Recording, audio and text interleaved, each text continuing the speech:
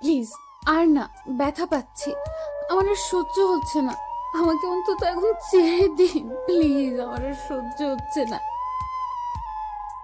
আমি কান্না করে যাচ্ছি আর কথাগুলো বলতেছি, কিন্তু কে শুনে কার কথা? আর রুনি আমার কথা শুনবেনই বা কেন? কারণ হলো আমি যে তার কাছে টাকায় বিক্রি হয়ে আছি। আমি কখনো ভাবতে পারিনি যে টাকার জন্য নিজের শরীরটা বিলিয়ে দিতে হবে আমার। আমার খুব কষ্ট হচ্ছে। আমি অনেক জোরে জোরে কান্না করতে লাগলাম, যেটা ওনার কাছে একদম বিরক্ত লাগতে লাগলো। এই মেয়ে, এত জোরে জোরে চিল্লাও কিসের জন্য? যেভাবে চিল্লাইতেছো মনে হচ্ছে তুমি এইখানে আজকে প্রথম। প্লিজ এখন আমাকে ছেড়ে দিন, আমার আর সহ্য হচ্ছে না। কান্না জড়িত কণ্ঠে ওনাকে আকতি মিনতি করতে লাগলাম। সত্যিই আমার আর সহ্য হচ্ছে না, অনেক কষ্ট হচ্ছে আমার। চুপ থাক, তোকে আমি টাকা দিয়ে কিনে নিয়েছি এত সহজে ছেড়ে দেওয়ার জন্য? আমি যদি আমার তৃপ্তিটা আমি মেটাতে না পারি তাহলে তোকে টাকা দেব কিসের জন্য? ওনার কথা শুনে চুপ হয়ে গেলাম, আর কোনো কিছু বললাম না। সব কিছু মুখ বুজে সহ্য করে নিতে লাগলাম।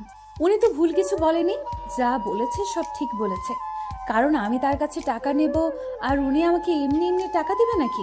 ওনার সাথে আমি কন্ট্যাক্ট করেছি। হায় রে দারিদ্রতা, তুই যে মানুষকে এইভাবে নষ্ট করে দিতে পারিস, আজকে আমি তার জল জ্যান্ত একটা প্রমাণ। তারপর উনি আবার ওনার ইচ্ছা মতো আমাকে ভোগ করতে লাগলেন, আর আমার চোখ দিয়ে নোনা পানি গড়িয়ে পড়তে লাগলো। আমি, আমার মা আর আমার একটা ভাই গ্রামে থাকতাম। অন্যের জমিতে বাসা করে থাকতাম, ছোট্ট একটা কুঠির, তাতে অনেক সুখে শান্তিতে বসবাস করতেছিলাম। কিন্তু হঠাৎ করে সেখানকার মাতব্বর জমি দখল করে নিলেন, আর আমাদেরকে প্রতিদিন নির্যাতন করতে লাগলো জমিটা ছেড়ে দেওয়ার জন্য।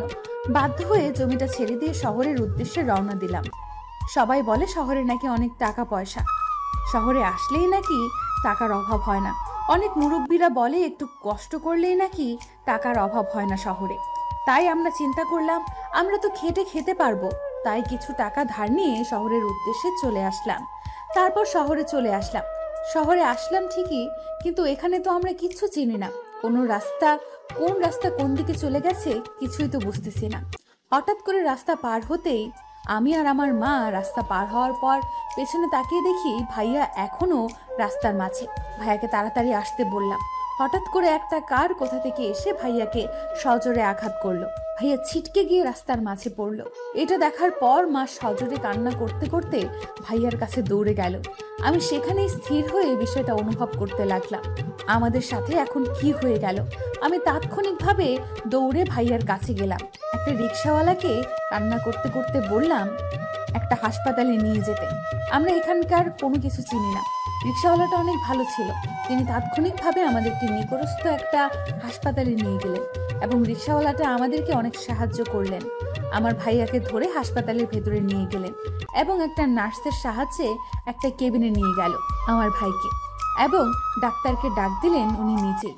আসলে গরিব মানুষ বলে গরিব মানুষের মর্ম না হলে উনি কেনই বা আমাদেরকে এতটা সাহায্য করবেন? কোনো বড় লোক হলে তো আমাদের দিকে ফিরেও তাকাবেন না। যদি বড় লোকরা ভালো হতো তাহলে যখন উনি আমার ভাইয়াকে গাড়ি চাপা দিলেন, তাহলে তো নিশ্চয়ই উনি গাড়িটা দাঁড় করিয়ে আমার ভাইয়াকে দেখে যেতে পারতেন অন্তত। ভাইয়াকে ডাক্তার দেখে শুনে বলল, পেশেন্টের অপারেশন করাতে হবে। অপারেশন করাতে তার 30,000 টাকা লাগবে। ডাক্তারের কথা শুনে আমার মা আমার মুখের দিকে তাকাচ্ছেন, আর আমি মায়ের মুখের দিকে তাকাচ্ছি। এত টাকা কই পাবো? যেখানে আমাদের কাছে 300 টাকা নেই, সেখানে 30,000 টাকা আসবে কোথা থেকে? কথাটা বলে ডাক্তার চলে গেলেন। আমরা তো এখানকার কোনো কিছুই চিনি না, তাহলে এত টাকা আমরা কই পাবো? আপনাদের এই রকম চিন্তিত দেখাচ্ছে কিসের জন্য? আপনারা এই শহরে আজকেই নতুন এসেছেন? কারণ আপনাদের তো দেখে মনে হচ্ছে না আপনারা এই শহরে থাকেন। হ্যাঁ, আপনি ঠিক ধরেছেন, এই শহরে নতুন এসেছি।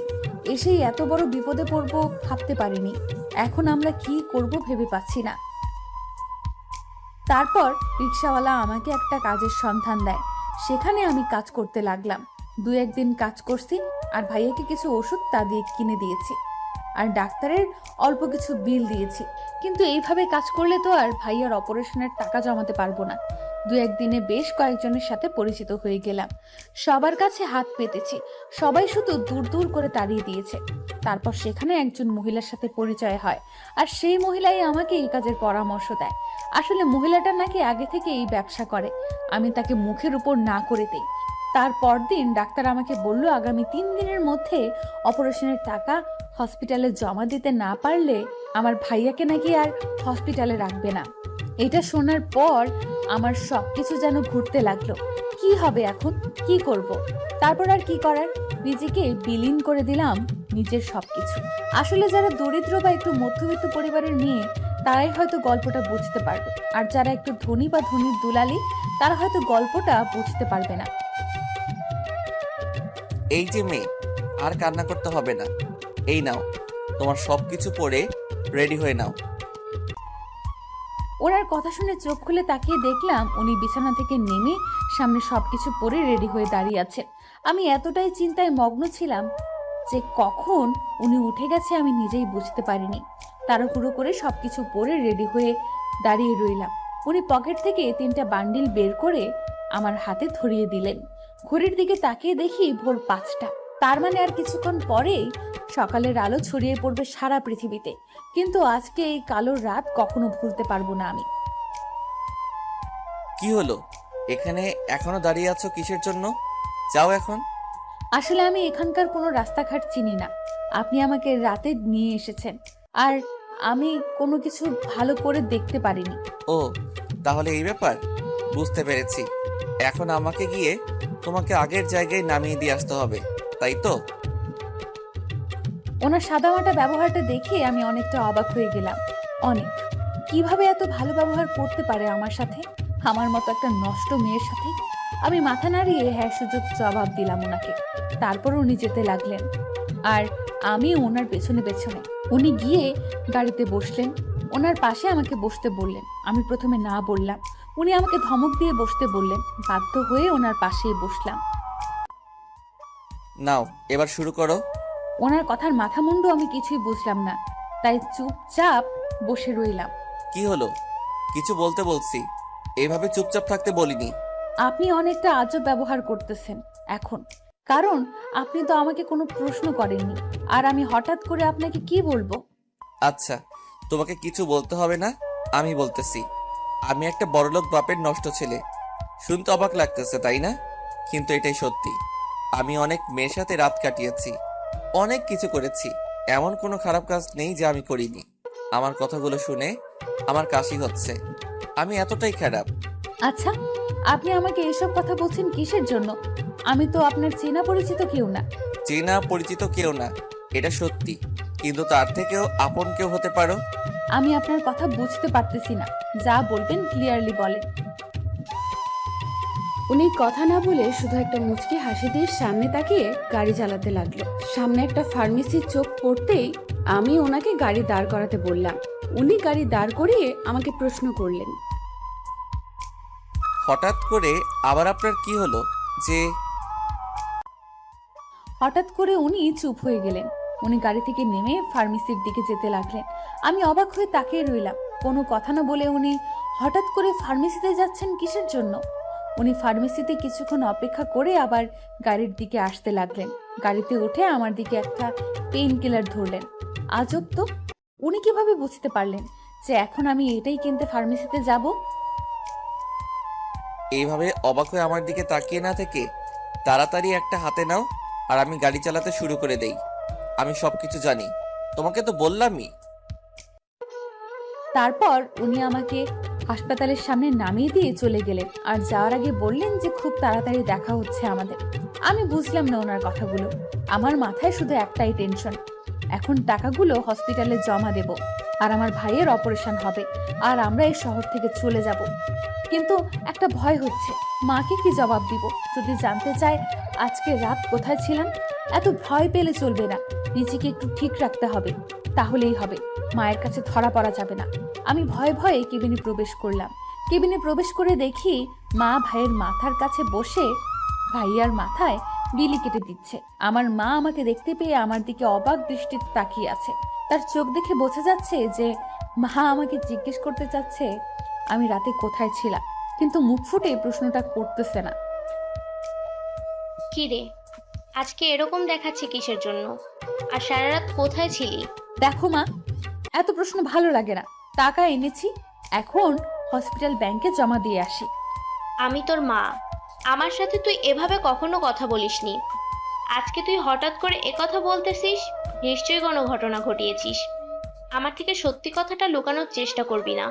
তার থেকে বড় কথা হলো, এক রাতে কি এমন কাজ করেছিস তার জন্য তোকে এতগুলো টাকা দিল মালিক? আগে ভাইয়ের অপারেশনের টাকাটা জমা দেই, ভাই সুস্থ হলে আস্তে আস্তে সব কিছু তোমাকে বলে দিব। তুমি তোমার মেয়েকে ভরসা করো তো, তাই না? আমি জানি তুমি আমাকে ভরসা করো, কিন্তু হঠাৎ করেই তাতে ফাটল ধরলে চলবে না। কথাটা বলে কোনো মতে মায়ের ওখান থেকে চলে আসলাম। এসে একটা রুটি খেয়ে ব্যথার ওষুধটা খেয়ে নিলাম। কিছুক্ষণ রেস্ট করার পর ডাক্তারের সাথে কথা বলে ব্যাংকে টাকা জমা দিয়ে দিলাম। কালকে রাতে আমার ভাইয়ের অপারেশন হবে। মায়ের সাথে দেখা করে আমরা যেখানে বর্তমানে থাকি সেই বাসাটায় গেলাম। কত টাকা দিলে তোরে? আমাকে কিছু দিবি না? ওনার কথা শুনে ওনার মুখের দিকে অবাক দৃষ্টিতে তাকালাম। উনি আমার কাছে কিসের টাকা চাচ্ছে? আপনি আমার কাছে কিসের টাকা চাচ্ছেন? আমি তো আপনার কাছে কোনো টাকা ধার নেইনি। আমি যে তোকে ঠিকানা দিলাম আর তুই আমাকে তার জন্য টাকা দিবি না? দেখুন, আমি জানতাম না যে আপনাকে টাকা দিতে হয়, আর আমি এর জন্য খুবই দুঃখিত, কারণ একটা টাকাও নেই। আমার ভাইয়ের পেছনে সব টাকা খরচ হয়ে গেছে, ক্ষমা করে দেবেন। কথাটা বলে ওখান থেকে চোখের পানি মুছে চলে আসলাম। এখন থেকে তো স্বাভাবিক আমার উপর যে কেউ আঙুল তুলতে পারবে এই বিষয় নিয়ে, তাই এসব কথা ধরে থাকলে হয়তো কিচ্ছু করা সম্ভব না।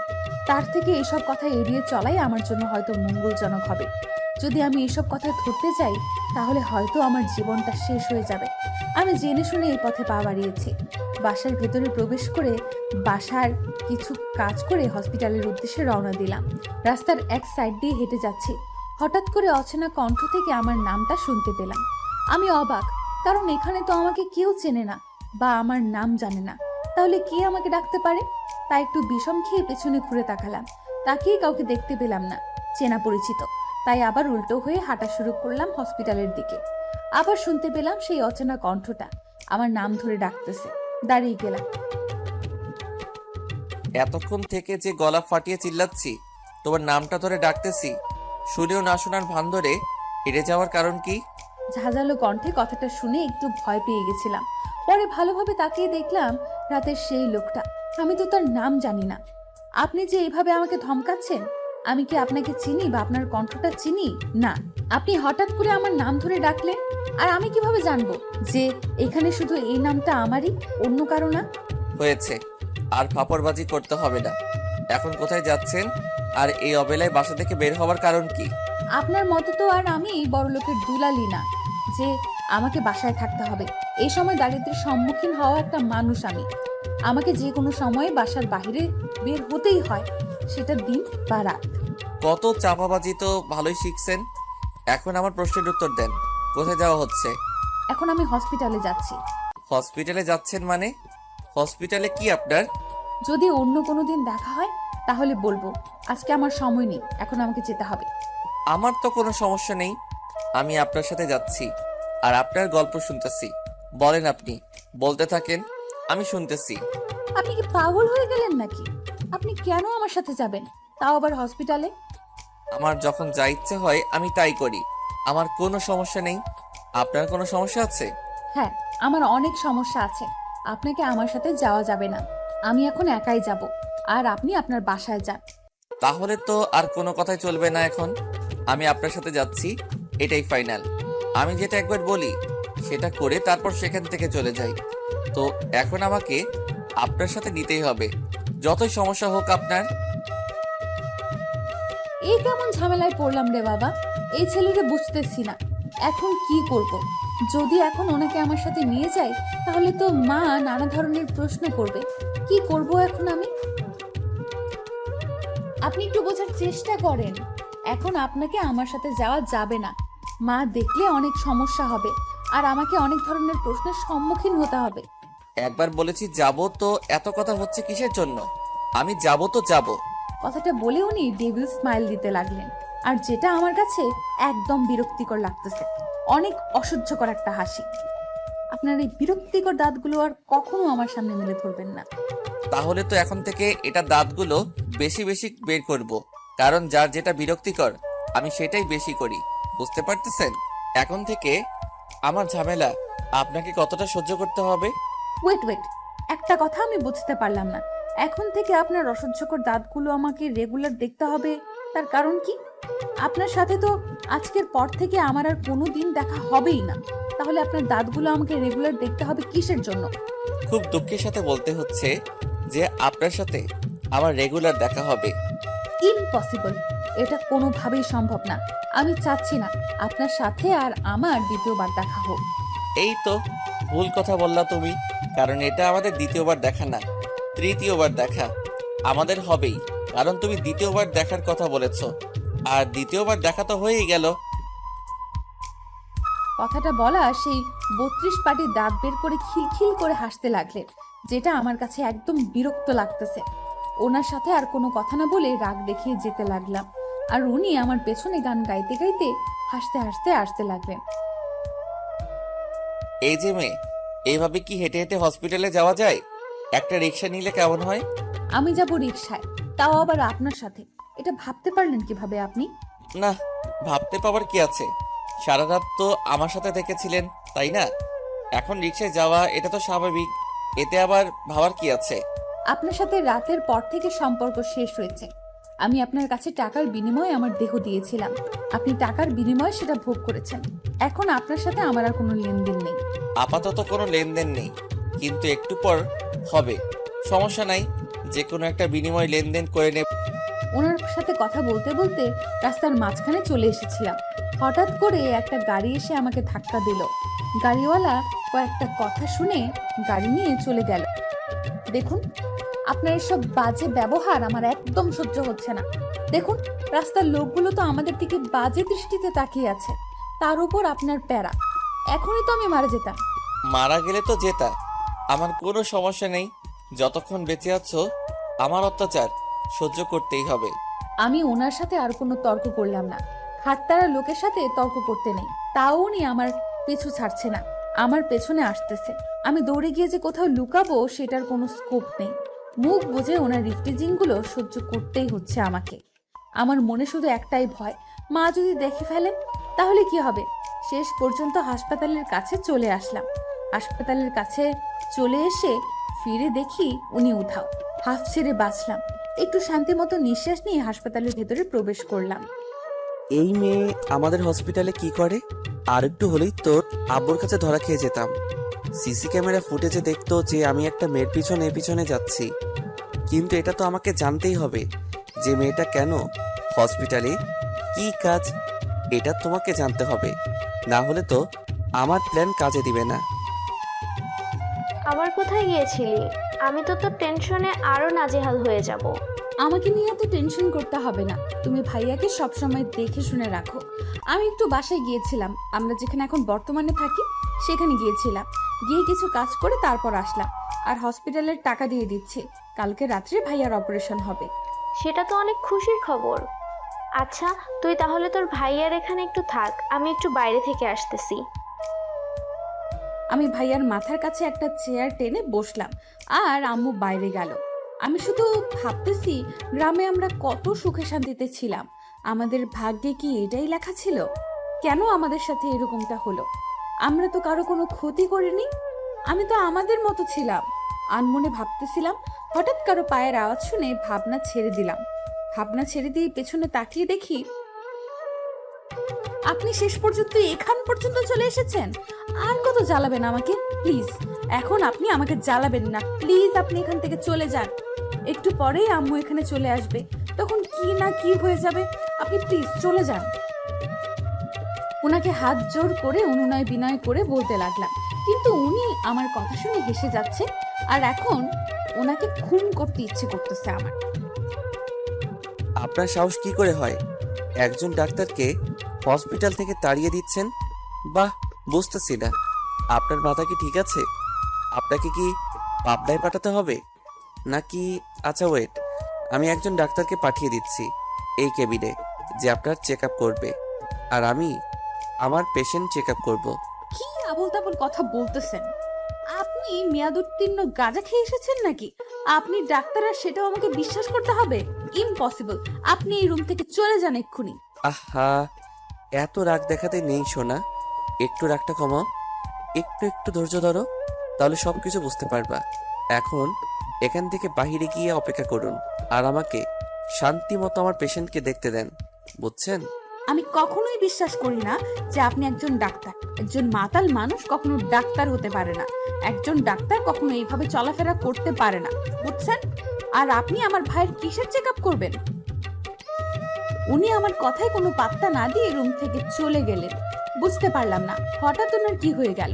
আমার মাথায় একটা কথা এখনো আসতেছে না যে উনি কিভাবে ডাক্তার হতে পারে। ওনাকে দেখে তো আমার ডাক্তার মনে হয় না, মনে হয় জঙ্গলের পশু বা কোথাকার কোন গুন্ডা। একজন নার্স কেবিনে প্রবেশ করলো, করে আমার পাশে এসে দাঁড়ালো। আপনার কি মাথায় কোনো সমস্যা আছে? এখানে ডাক্তার এসেছিল, ডাক্তারের সাথে কিভাবে ব্যবহার করতে হয় আপনার কি সেটা জানা নেই নাকি? আপনাকে শিখিয়ে দিতে হবে? আপনাকে দেখে তো মনে হয় আপনি যথেষ্ট ভদ্র মেয়ে, কিন্তু এরকম ভদ্রতার মতো আচরণ করার কারণ কি? নার্স কি বলে আমার সবকিছু মাথার উপর দিয়ে চলে গেল, বুঝতেছি না। আর হঠাৎ এসে আমাকেও ঝাড়ি মারার কারণ কি? আমি আবার কি করলাম? আমি আবার কখন কোন ডাক্তারের সাথে মিসবিহেভ করলাম? আমার জানা মতে তো এখানে কোনো ডাক্তার প্রবেশই করেনি, তাহলে আমি কার সাথে মিসবিহেভ করলাম? কথাগুলো বলা শেষ করে দরজার দিকে তাকাতেই দেখি কুখ্যাত লোকটা খিলখিল করে হাসতে হাসতে কেবিনের ভেতর প্রবেশ করতেছে। নার্স, আর তোমাকে কিছু করতে হবে না, তুমি এখন তোমার কাজে যাও, বাকিটা আমি সামলিয়ে নিচ্ছি। ওকে স্যার, আপনার কোনো সমস্যা হলে জানাবেন। নার্সের মাথা কি ঠিক আছে? এই অদ্ভুত লোকটাকে স্যার বলতেছে। আমার মাথায় কিচ্ছু ঢুকতেছে না। আমার মাথায় মনে হয় বর্তমানে গোবর ছাড়া আর কিছুই নেই। আমার কেন বিশ্বাস করতে কষ্ট হচ্ছে যে উনি একজন ডাক্তার? আমার ইচ্ছে করতেছে ওনাকে এক্ষুনি গলা টিপে মেরে ফেলি, তারপর এখান থেকে অন্য কোনো হসপিটালে আমার ভাইকে নিয়ে গিয়ে চিকিৎসা করায়। কি ম্যাডাম, এখন তো বিশ্বাস হলো যে আমি এখানকার একজন ডাক্তার? আপনি এখানকার ডাক্তার হন বা কুলি হন, যেটাই হন না কেন, আমার ভাইয়ের যদি কিছু হয়ে যায় না, তাহলে তো আমি আপনাকে খুন করে ফেলবো। বাপরে, আমি তো পুরাই ভয় পেয়ে গেছি। তার আগে বুকে ফু দিয়া নেই। এই যে মিস্টার বজ্জাত, আপনার দাঁতগুলো আমার সামনে বের করবেন না, এটা আমি আপনাকে আগেই বলে দিয়েছিলাম। উফ, এত দেমাগ! আচ্ছা, এত দেমাগ দেখাও কিসের জন্য তুমি আমার সাথে? বুঝি না, এত ভাব, এত দেমাগ, এত তেজ। বলছি না আমার সঙ্গে আপনি দাঁত বের করে দাঁত কালাবেন না। এখন কিন্তু আপনি আমাকে প্রচুর ডিস্টার্ব করতেছেন, তার সাথে আমার পেশেন্টকে প্রচুর ডিস্টার্ব করতেছেন। এরকম পেতনিগুলোর মতো চিল্লাচ্ছেন কিসের জন্য? আমি তো আপনাকে এখানে চিল্লানোর জন্য থাকতে বলিনি।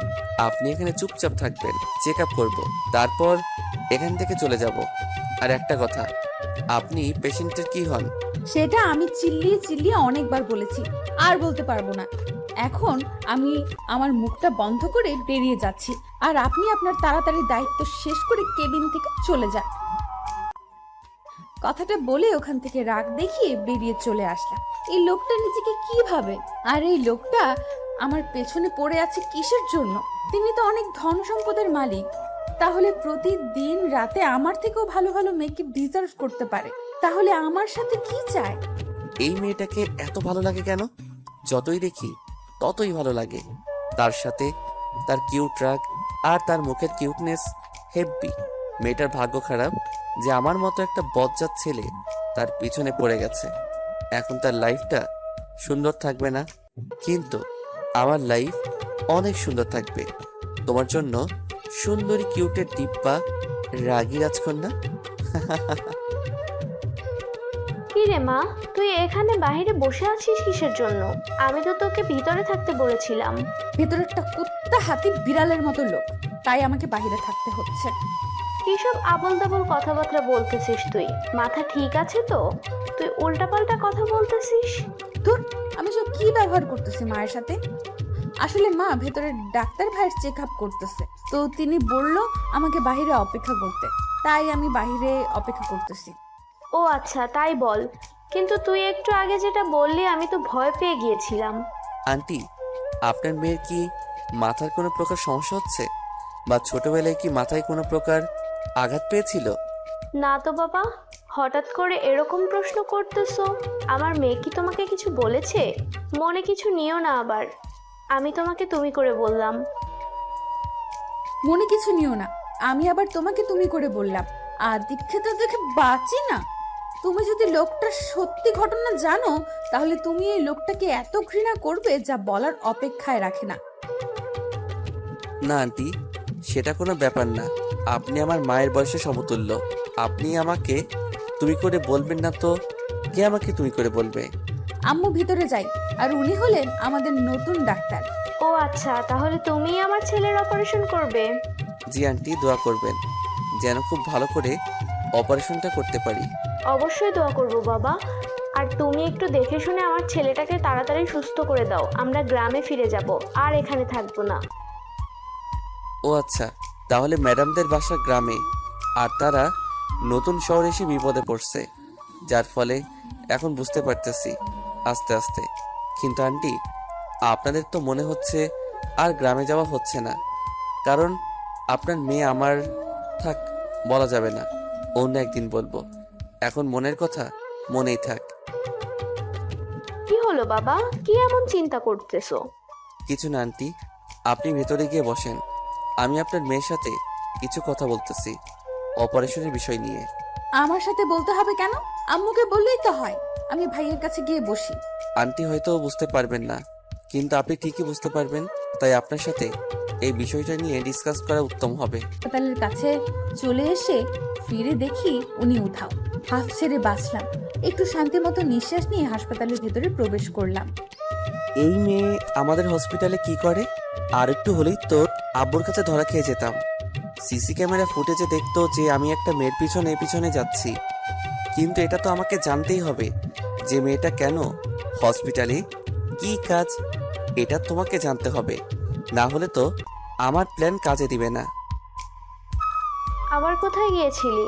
আমি তো তোর টেনশনে আরো নাজেহাল হয়ে যাব। আমাকে নিয়ে এত টেনশন করতে হবে না। তুমি ভাইয়াকে সবসময় দেখে শুনে রাখো। আমি একটু বাসায় গিয়েছিলাম, আমরা যেখানে এখন বর্তমানে থাকি সেখানে গিয়েছিলাম। গিয়ে কিছু কাজ করে তারপর আসলাম। আর হসপিটালের টাকা দিয়ে দিচ্ছে। কালকে রাত্রে ভাইয়ার অপারেশন হবে। সেটা তো অনেক খুশির খবর। আচ্ছা, তুই তাহলে তোর ভাইয়ার এখানে একটু থাক, আমি একটু বাইরে থেকে আসতেছি। আমি ভাইয়ার মাথার কাছে একটা চেয়ার টেনে বসলাম, আর আম্মু বাইরে গেল। আমি শুধু ভাবতেছি, গ্রামে আমরা কত সুখে শান্তিতে ছিলাম। আমাদের ভাগ্যে কি এটাই লেখা ছিল? কেন আমাদের সাথে এরকমটা হলো? আমরা তো কারো কোনো ক্ষতি করিনি। আমি তো আমাদের মতো ছিলাম। আনমনে ভাবতেছিলাম, হঠাৎ কারো পায়ের আওয়াজ শুনে ভাবনা ছেড়ে দিলাম। ভাবনা ছেড়ে দিয়ে পেছনে তাকিয়ে দেখি আপনি শেষ পর্যন্ত এখান পর্যন্ত চলে এসেছেন। আর কত জ্বালাবেন আমাকে? প্লিজ, এখন আপনি আমাকে জ্বালাবেন না। প্লিজ, আপনি এখান থেকে চলে যান। একটু পরেই আম্মু এখানে চলে আসবে, তখন কি না কি হয়ে যাবে। আপনি প্লিজ চলে যান। ওনাকে হাত জোর করে অনুনয় বিনয় করে বলতে লাগলাম, কিন্তু উনি আমার কথা শুনে হেসে যাচ্ছে। আর এখন ওনাকে খুন করতে ইচ্ছে করতেছে আমার। আপনার সাহস কি করে হয় একজন ডাক্তারকে হসপিটাল থেকে তাড়িয়ে দিচ্ছেন? বাহ, বুঝতেছি না, আপনার মাথা কি ঠিক আছে? আপনাকে কি পাবনায় পাঠাতে হবে নাকি? আচ্ছা ওয়েট, আমি একজন ডাক্তারকে পাঠিয়ে দিচ্ছি এই কেবিনে, যে আপনার চেক আপ করবে, আর আমি আমার পেশেন্ট চেক আপ করবো। কি আবল তাবল কথা বলতেছেন? আপনি মেয়াদোত্তীর্ণ গাঁজা খেয়ে এসেছেন নাকি? আপনি ডাক্তার, আর সেটাও আমাকে বিশ্বাস করতে হবে? ইম্পসিবল। আপনি এই রুম থেকে চলে যান এক্ষুনি। আহা, এত রাগ দেখাতে নেই সোনা, একটু রাগটা কমাও, একটু একটু ধৈর্য ধরো, তাহলে সবকিছু বুঝতে পারবা। এখন এখান থেকে বাহিরে গিয়ে অপেক্ষা করুন, আর আমাকে শান্তি মতো আমার পেশেন্টকে দেখতে দেন, বুঝছেন? আমি কখনোই বিশ্বাস করি না যে আপনি একজন ডাক্তার। একজন মাতাল মানুষ কখনো ডাক্তার হতে পারে না। একজন ডাক্তার কখনো এইভাবে চলাফেরা করতে পারে না, বুঝছেন? আর আপনি আমার ভাইয়ের কিসের চেক আপ করবেন? উনি আমার কথায় কোনো পাত্তা না দিয়ে রুম থেকে চলে গেলেন। বুঝতে পারলাম না হঠাৎ ওনার কি হয়ে গেল। আমার মাথায় একটা কথা এখনো আসতেছে না যে উনি কিভাবে ডাক্তার হতে পারে। ওনাকে দেখে তো আমার ডাক্তার মনে হয় না, মনে হয় জঙ্গলের পশু বা কোথাকার কোন গুন্ডা। একজন নার্স কেবিনে প্রবেশ করলো, করে আমার পাশে এসে দাঁড়ালো। আপনার কি মাথায় কোনো সমস্যা আছে? এখানে ডাক্তার এসেছিল, ডাক্তারের সাথে কিভাবে ব্যবহার করতে হয় আপনার কি সেটা জানা নেই নাকি? আপনাকে শিখিয়ে দিতে হবে? আপনাকে দেখে তো মনে হয় আপনি যথেষ্ট ভদ্র মেয়ে, কিন্তু এরকম ভদ্রতার মতো আচরণ করার কারণ কি? নার্স কি বলে আমার সবকিছু মাথার উপর দিয়ে চলে গেল, বুঝতেছি না। আর হঠাৎ এসে আমাকেও ঝাড়ি মারার কারণ কি? আমি আবার কি করলাম? আমি আবার কখন কোন ডাক্তারের সাথে মিসবিহেভ করলাম? আমার জানা মতে তো এখানে কোনো ডাক্তার প্রবেশই করেনি, তাহলে আমি কার সাথে মিসবিহেভ করলাম? কথাগুলো বলা শেষ করে দরজার দিকে তাকাতেই দেখি কুখ্যাত লোকটা খিলখিল করে হাসতে হাসতে কেবিনের ভেতর প্রবেশ করতেছে। নার্স, আর তোমাকে কিছু করতে হবে না, তুমি এখন তোমার কাজে যাও, বাকিটা আমি সামলিয়ে নিচ্ছি। ওকে স্যার, আপনার কোনো সমস্যা হলে জানাবেন। নার্সের মাথা কি ঠিক আছে? এই অদ্ভুত লোকটাকে স্যার বলতেছে। আমার মাথায় কিচ্ছু ঢুকতেছে না। আমার মাথায় মনে হয় বর্তমানে গোবর ছাড়া আর কিছুই নেই। আমার কেন বিশ্বাস করতে কষ্ট হচ্ছে যে উনি একজন ডাক্তার? আমার ইচ্ছে করতেছে ওনাকে এক্ষুনি গলা টিপে মেরে ফেলি, তারপর এখান থেকে অন্য কোনো হসপিটালে আমার ভাইকে নিয়ে গিয়ে চিকিৎসা করাই। কি ম্যাডাম, এখন তো বিশ্বাস হলো যে আমি এখানকার একজন ডাক্তার? আপনি এখানকার ডাক্তার হন বা কুলি হন, যেটাই হন না কেন, আমার ভাইয়ের যদি কিছু হয়ে যায় না, তাহলে তো আমি আপনাকে খুন করে ফেলবো। বাপরে, আমি তো পুরাই ভয় পেয়ে গেছি। তার আগে বুকে ফু দিয়া নেই। এই যে মিস্টার বজ্জাত, আপনার দাঁতগুলো আমার সামনে বের করবেন না, এটা আমি আপনাকে আগেই বলে দিয়েছিলাম। উফ, এত দেমাগ! আচ্ছা, এত দেমাগ দেখাও কিসের জন্য তুমি আমার সাথে? বুঝি না, এত ভাব, এত দেমাগ, এত তেজ। বলছি না আমার সঙ্গে আপনি দাঁত বের করে দাঁত কালাবেন না। এখন কিন্তু আপনি আমাকে প্রচুর ডিস্টার্ব করতেছেন, তার সাথে আমার পেশেন্টকে প্রচুর ডিস্টার্ব করতেছেন। এরকম পেতনিগুলোর মতো চিল্লাচ্ছেন কিসের জন্য? আমি তো আপনাকে এখানে চিল্লানোর জন্য থাকতে বলিনি। আপনি এখানে চুপচাপ থাকবেন, চেক আপ করবো, তারপর এখান থেকে চলে যাব। আর একটা কথা, আপনি পেশেন্টের কি হন? সেটা আমি চিল্লিয়ে চিল্লিয়ে অনেকবার বলেছি, আর বলতে পারবো না। এখন আমি আমার মুখটা বন্ধ করে বেরিয়ে যাচ্ছি, আর আপনি আপনার তাড়াতাড়ি দায়িত্ব শেষ করে কেবিন থেকে চলে যান। কথাটা বলে ওখান থেকে রাগ দেখিয়ে বেরিয়ে চলে আসলাম। এই লোকটা নিজেকে কি ভাবে? আর এই লোকটা আমার পেছনে পড়ে আছে কিসের জন্য? তিনি তো অনেক ধন সম্পদের মালিক, তাহলে প্রতিদিন রাতে আমার থেকেও ভালো ভালো মেয়েকে ডিজার্ভ করতে পারে, তাহলে আমার সাথে কি চায়? এই মেয়েটাকে এত ভালো লাগে কেন? যতই দেখি ততই ভালো লাগে। তার সাথে তার কিউট রাগ আর তার মুখের কিউটনেস হেব্বি। মেয়েটার ভাগ্য খারাপ যে আমার মতো একটা বজ্জাত ছেলে তার পিছনে পড়ে গেছে। এখন তার লাইফটা সুন্দর থাকবে না, কিন্তু আমার লাইফ অনেক সুন্দর থাকবে। তোমার জন্য সুন্দরী কিউটের ডিব্বা, রাগী রাজকন্যা। কি রে মা, তুই এখানে বাইরে বসে আছিস কিসের জন্য? আমি তো তোকে ভিতরে থাকতে বলেছিলাম। ভেতরে একটা কুত্তা হাতি বিড়ালের মতো লোক, তাই আমাকে বাইরে থাকতে হচ্ছে। কিসব আবল তাবল কথাবার্তা বলতেছিস তুই? মাথা ঠিক আছে তো? তুই উল্টাপাল্টা কথা বলতেছিস। ধুর, আমি সব কি ব্যবহার করতেছি মায়ের সাথে? আসলে মা ভেতরে ডাক্তার ভাইয়ের চেক আপ করতেছে, তো তিনি বলল আমাকে বাইরে অপেক্ষা করতে, তাই আমি বাইরে অপেক্ষা করতেছি। ও আচ্ছা, তাই বল। কিন্তু তুই একটু আগে যেটা বললি আমি তো ভয় পেয়ে গিয়েছিলাম। আন্টি, আপনার মেয়ের কি মাথার কোনো প্রকার সমস্যা হচ্ছে, বা ছোটবেলায় কি মাথায় কোনো প্রকার আঘাত পেয়েছিল? না তো বাবা, হঠাৎ করে এরকম প্রশ্ন করতেছো। আমার মেয়ে কি তোমাকে কিছু বলেছে? মনে কিছু নিও না আবার, আমি তোমাকে তুমি করে বললাম। মনে কিছু নিও না, আমি আবার তোমাকে তুমি করে বললাম। আর দীক্ষিত দেখে বাঁচি না। তুমি যদি লোকটার সত্যি ঘটনা জানো, তাহলে তুমি এই লোকটাকে এত ঘৃণা করবে যা বলার অপেক্ষায় রাখে না। না আন্টি, সেটা কোনো ব্যাপার না। আপনি আমার মায়ের বয়সে সমতুল্য। আপনি আমাকে তুমি করে বলবেন না তো কে আমাকে তুমি করে বলবে? আম্মু ভিতরে যাই, আর উনি হলেন আমাদের নতুন ডাক্তার। ও আচ্ছা, তাহলে তুমি আমার ছেলের অপারেশন করবে? জি আন্টি, দোয়া করবেন যেন খুব ভালো করে অপারেশনটা করতে পারি। অবশ্যই দোয়া করব বাবা। আর তুমি একটু দেখে শুনে আমার ছেলেটাকে তাড়াতাড়ি সুস্থ করে দাও, আমরা গ্রামে ফিরে যাব, আর এখানে থাকবো না। ও আচ্ছা, তাহলে ম্যাডামদের বাসা গ্রামে, আর তারা নতুন শহরে এসে বিপদে পড়ছে, যার ফলে এখন বুঝতে পারতেছি আস্তে আস্তে। কিন্তু আন্টি, আপনাদের তো মনে হচ্ছে আর গ্রামে যাওয়া হচ্ছে না, কারণ আপনার মেয়ে আমার। থাক, বলা যাবে না, অন্য একদিন বলবো। এখন মনের কথা মনেই থাক। কি হলো বাবা, কি এমন চিন্তা করতেছো? কিছু না আন্টি, আপনি ভেতরে গিয়ে বসেন, আমি আপনার মেয়ের সাথে কিছু কথা বলতেছি অপারেশনের বিষয় নিয়ে। আমার সাথে বলতে হবে কেন? আম্মুকে বললেই তো হয়। আমি ভাইয়ের কাছে গিয়ে বসি। আন্টি হয়তো বুঝতে পারবেন না, কিন্তু আপনি ঠিকই বুঝতে পারবেন, তাই আপনার সাথে এই বিষয়টা নিয়ে ডিসকাস করা উত্তম হবে। আমি বসতেছি না দেখে উনি আমার হাত ধরে টেনে বসিয়ে দিলেন, দিয়ে আমার পায়ের উপর মাথা রেখে শুয়ে পড়লেন। আমি ওনার কাণ্ড দেখে অবাক। কি হচ্ছে এখন? কি করতেছে আর কি করতে চাচ্ছে? আমার মনে শুধু অনেক প্রশ্নই ঘুরপাক খাচ্ছে। তুমি প্রস্তুত তো এখনকার সৌন্দর্য একটা দেখার জন্য? এমন ভাবে বলতেছেন যেন এখানে কোনো বিস্ময়কর ঘটনা ঘটে যাবে, যেটা দেখার জন্য আমরা প্রস্তুত থাকতে হবে। উনি আমার কথার উত্তর না দিয়ে শুধু একটু মুচকি হাসি দিয়ে সামনের দিকে তাকিয়ে রইলেন।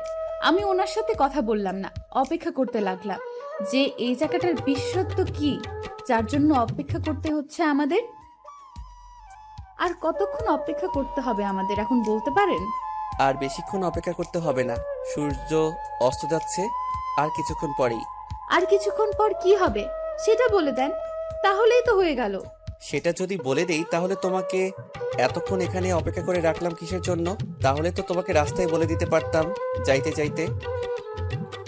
ওনার কথা অবশ্যই যুক্তি আছে, আর ওনার কথাগুলো এখন যুক্তিসঙ্গত মনে হচ্ছে, কিন্তু উনি মাঝে মাঝে যে ব্যবহারগুলো করে তাতে মনে হয় না উনি এতটাও ভালো। কিন্তু এখন যে ব্যবহার করতেছে, এখন মনে হচ্ছে না ওনার এরকম কোনো চরিত্র আছে, সেখানে উনি ভিলেন। আর এখনকার ওনার ব্যবহার আচরণ দেখে মনে হচ্ছে যে উনি একজন সাধারণ মানুষ, কিন্তু মাঝে মাঝে যেটা করে আমার সাথে মনে হয় না উনি সাধারণ। আমার মনে হয় কোনো গুন্ডা মাস্তান বা কোনো খারাপ লোক। এত গভীর মনোযোগ দিয়ে হয়তো আমার কথাই ভাবছো, তাই না? এত ভেবে লাভ নেই। ভাবছো যে এতটা খারাপ লোক কিভাবে তোমার সাথে এত ভালো ব্যবহার করতেছে। আসলে আমার কাছ থেকে কেউ ভালো কিছু আশা করে না, সব সময় খারাপ কিছু আশা করে।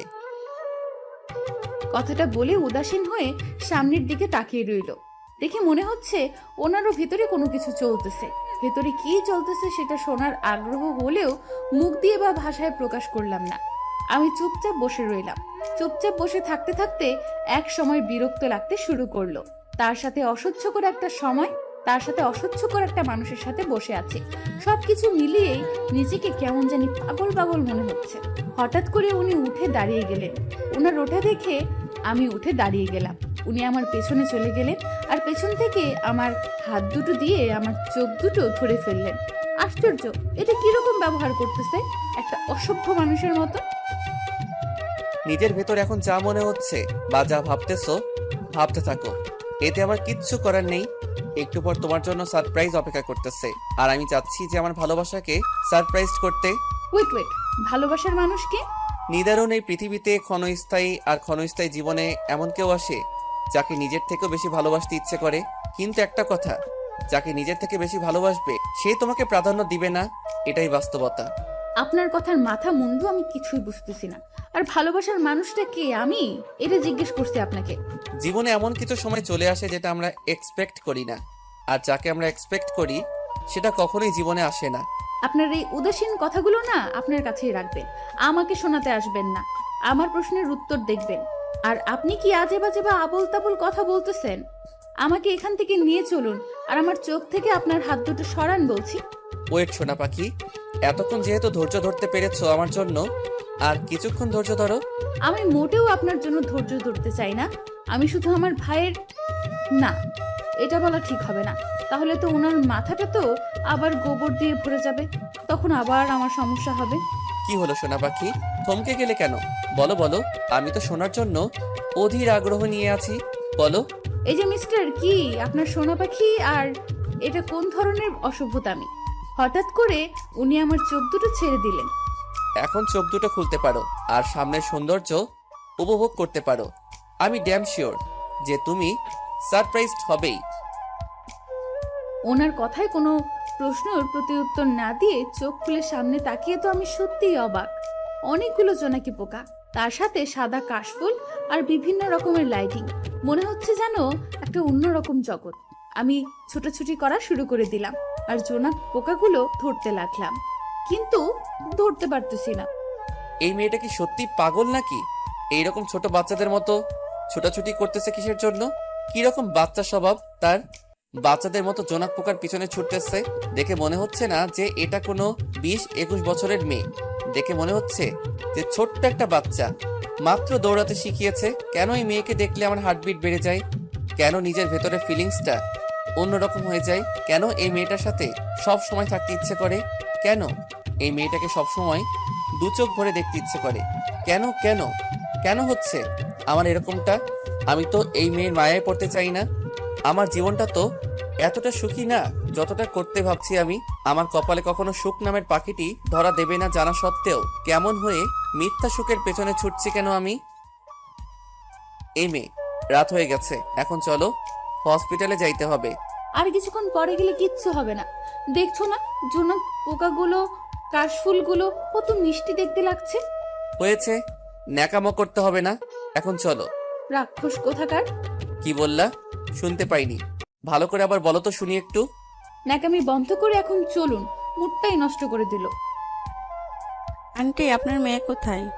আপনাদের ডাক্তারের সাথে তো কথা বলতে গিয়েছিল, কিন্তু এখনো ফেরত দিচ্ছে না, বুঝতেছি না। আপনার মেয়ে আসলে বড় ডাক্তারের সাথে একটু দেখা করতে বলেন। কেন মা, কোনো সমস্যা? আরে না না, কোনো সমস্যা না। বড় ডাক্তার আপনার মেয়ের সাথে কিছু কথা বলবে তো, তাই। আচ্ছা, আসলে আমি পাঠিয়ে দেব। কথাটা বলে নার্স কেবিন থেকে চলে গেল। আমি কিছুক্ষণ পর হসপিটালে ফিরলাম। কেবিনে প্রবেশ করতেই আম্মু আমাকে বলল, কেন মা, হঠাৎ করে বড় ডাক্তার আমার সাথে কি এমন কথা বলবে? কোনো সমস্যা নাকি? আমি তো জিজ্ঞেস করেছিলাম কোনো সমস্যা কিনা, কিন্তু নার্স তো বলল কোনো সমস্যা নেই, কিছু সাধারণ বিষয় নিয়ে নাকি তোর সাথে কথা বলবে। আচ্ছা, গিয়ে দেখা করে আয়। আচ্ছা, তুমি ভাইয়ের খেয়াল রেখো, আমি গিয়ে শুনে আসি। তারপর আমি বড় ডাক্তারের এখানে আসলাম। এসে দরজা নক করলাম। উনি ভেতর থেকে আমাকে ভেতরে আসার পারমিশন দিলেন। আমি ভেতরে প্রবেশ করলাম। স্যার, আপনি আমাকে ডেকেছেন? তুমি আমাকে আঙ্কেল বলে সম্বোধন করতে পারো, সমস্যা নাই। না স্যার, আঙ্কেল, এটা আমার সাথে যায় না। স্যারটাই ঠিক আছে। তোমার সাথে আমার কিছু পার্সোনাল কথা ছিল। ওনার মুখ থেকে পার্সোনাল কথাটা শুনে আমি বেশ ঘাবড়ে গেলাম। আমি শুনেছিলাম ডাক্তাররা নাকি ভালো হয় না, খারাপ হয়। তাহলে কি উনিও ওই রকম? ওনাকে ভয় ভয় জিজ্ঞেস করলাম, জি বলুন স্যার। তোমাকে দেখে অস্থির লাগছে কেন? স্বাভাবিক হয়ে বসো। জি আমি ঠিক আছি, আপনি বলুন। আসলে কথাটা কিভাবে বলবো আর তুমি যে কিভাবে নিবা বুঝতেছি না। এখন সত্যি অনেক ভয় পাইতেছি। মনের ভেতর একটা অজানা ভয় কাজ করতেছে। কোনো রকম নোংরামি কথা বলবে না তো? হঠাৎ করে দেয়ালে একটা ছবির উপর চোখ পড়তেই অবাক হয়ে গেলাম। এটা কিভাবে সম্ভব হতে পারে? এটা কখনো সম্ভব না। আমি ছবির দিকে ভালো করে তাকালাম। আসলে কি আমি সত্যিই দেখতেছি নাকি স্বপ্ন? না, এটা তো স্বপ্ন নয়, এটা সত্যি। তাও কেন জানি আমার বিশ্বাস হচ্ছে না। আঙ্কেল, দেয়ালের ছবি দেখা যাচ্ছে। এটা কি আপনার একমাত্র ছেলে? ছেলেটা আপনার কি হয়? ছবিতে যে ছেলেটা দেখতে পাইছো সে আমার বড় সন্তান। ও আচ্ছা, বুঝতে পেরেছি। তো আঙ্কেল কি বলবেন? কথাটা বলতে চাচ্ছি, কিন্তু তুমি যদি রিয়েক্ট করো তাহলে তো লজ্জার ব্যাপার হয়ে যায়, তাই না? কোনো সমস্যা নেই আঙ্কেল। আমার যদি পছন্দ না হয় তাহলে আমি আপনাকে সম্মানের সহিত বলে দেব। তুমি কি আমার ছেলেকে বিয়ে করতে পারবে? কি? আঙ্কেল, এটা কি করে সম্ভব? তুমি চাইলেই সব সম্ভব। তুমি যদি আঙ্কেল, এটা আমার পক্ষে পসিবল না, কারণ আমি একটা গ্রামের মেয়ে। আর আমার ভাইয়ের অপারেশনের টাকা আমি হসপিটালে জমা দিয়ে দিয়েছি। আজকে রাতে আমার ভাইয়ের অপারেশন হবে, আর আমরা খুব তাড়াতাড়ি গ্রামে চলে যাব। এই নিষ্ঠুর শহরে থাকবো না, আর থাকতে চাইও না। আমি তোমার কাছে হাত জোর করছি মা, কারণ আমি জানি তুমি পারবে আমার ছেলেকে ভালো করতে। আমার পক্ষে এটা কখনো সম্ভব না। আমি আপনার ছেলেকে ভালো করে চিনি না, জানি না। আমি কিভাবে আপনার ছেলেকে ভালো রাখতে পারবো? আর আপনার ছেলে তো ভালো। আমার ছেলে কখন কোথায় কি করে কি না করে সব খবর আমি রাখি। আর তুমি যে আমার ছেলের সাথে আজকে ঘুরতে গিয়েছিলে সেটাও আমি জানি। আমি সেখানে নিজ ইচ্ছায় যাইনি, আপনার ছেলে আমাকে বাধ্য করেছে, তাই আমি যেতে বাধ্য হয়েছি। তোমার হাত ধরে বলছি, প্লিজ, তুমি চাইলে আমার ছেলেকে ভালো করতে পারবে, আমি জানি। এটা কি করতেছেন আপনি আঙ্কেল? প্লিজ আমার হাত ছেড়ে দেন। আর এটা আমার পক্ষে পসিবল না। আর আমার যতদূর জানা আপনার ছেলে তো ভালো, আপনার ছেলের তো কোনো সমস্যা নেই, তাই না? আর আমি তো কোনো ডাক্তার না যে আপনার ছেলেকে ভালো করব। আমার ছেলেটা মোটেও এরকম ছিল না, অনেকটা শান্ত শিষ্ট ভদ্র নম্র ছিল। এমনিতেই তো ডাক্তার হয়নি, তাই না? হিরো হওয়ার পিছনে একটা লম্বা ঘটনা আছে, সেটা একদিন সময় করে তোমাকে আমি বলবো। আঙ্কেল আমি করতে পারবো না, আমি আসি। আপনি আমার থেকে ভালো কাউকে আপনার ছেলের পুত্রবধূ করে আনতে পারবেন আপনাদের লেভেলের। কথাটা বলে আঙ্কেলকে আর কোনো কথা বলার সুযোগ না দিয়ে হনহন করে বেরিয়ে আসলাম। সোজা ভাইয়ার কেবিনে গেলাম, ভাইয়ার মাথার কাছে বসে পড়লাম। নিজের অজান্তে চোখ বেয়ে পানি গড়িয়ে পড়লো। পাশে তাকিয়ে দেখি আম্মু জায়নামাজে বসে ভাইয়ার জন্য দোয়া করতেছে। হয়তো আমি নিজেও জানি না আমি এত দুর্বল হয়ে যাচ্ছি কিসের জন্য। আর আঙ্কেলের বলা কথাগুলো মাথায় বারবার ঘুরতেছে কেন?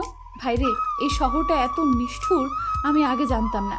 আগে শুধু লোক মুখে শুনতাম যে শহরের মানুষ নাকি ভালো হয় না, কিন্তু এতটা জঘন্যতম হয় সেটা তো আর জানতাম না রে ভাইয়া। পারলে তোর হতভাগী বোনটাকে মাফ করে দিস। কি রে মা, তোর চোখে পানি? কি হয়েছে তোর?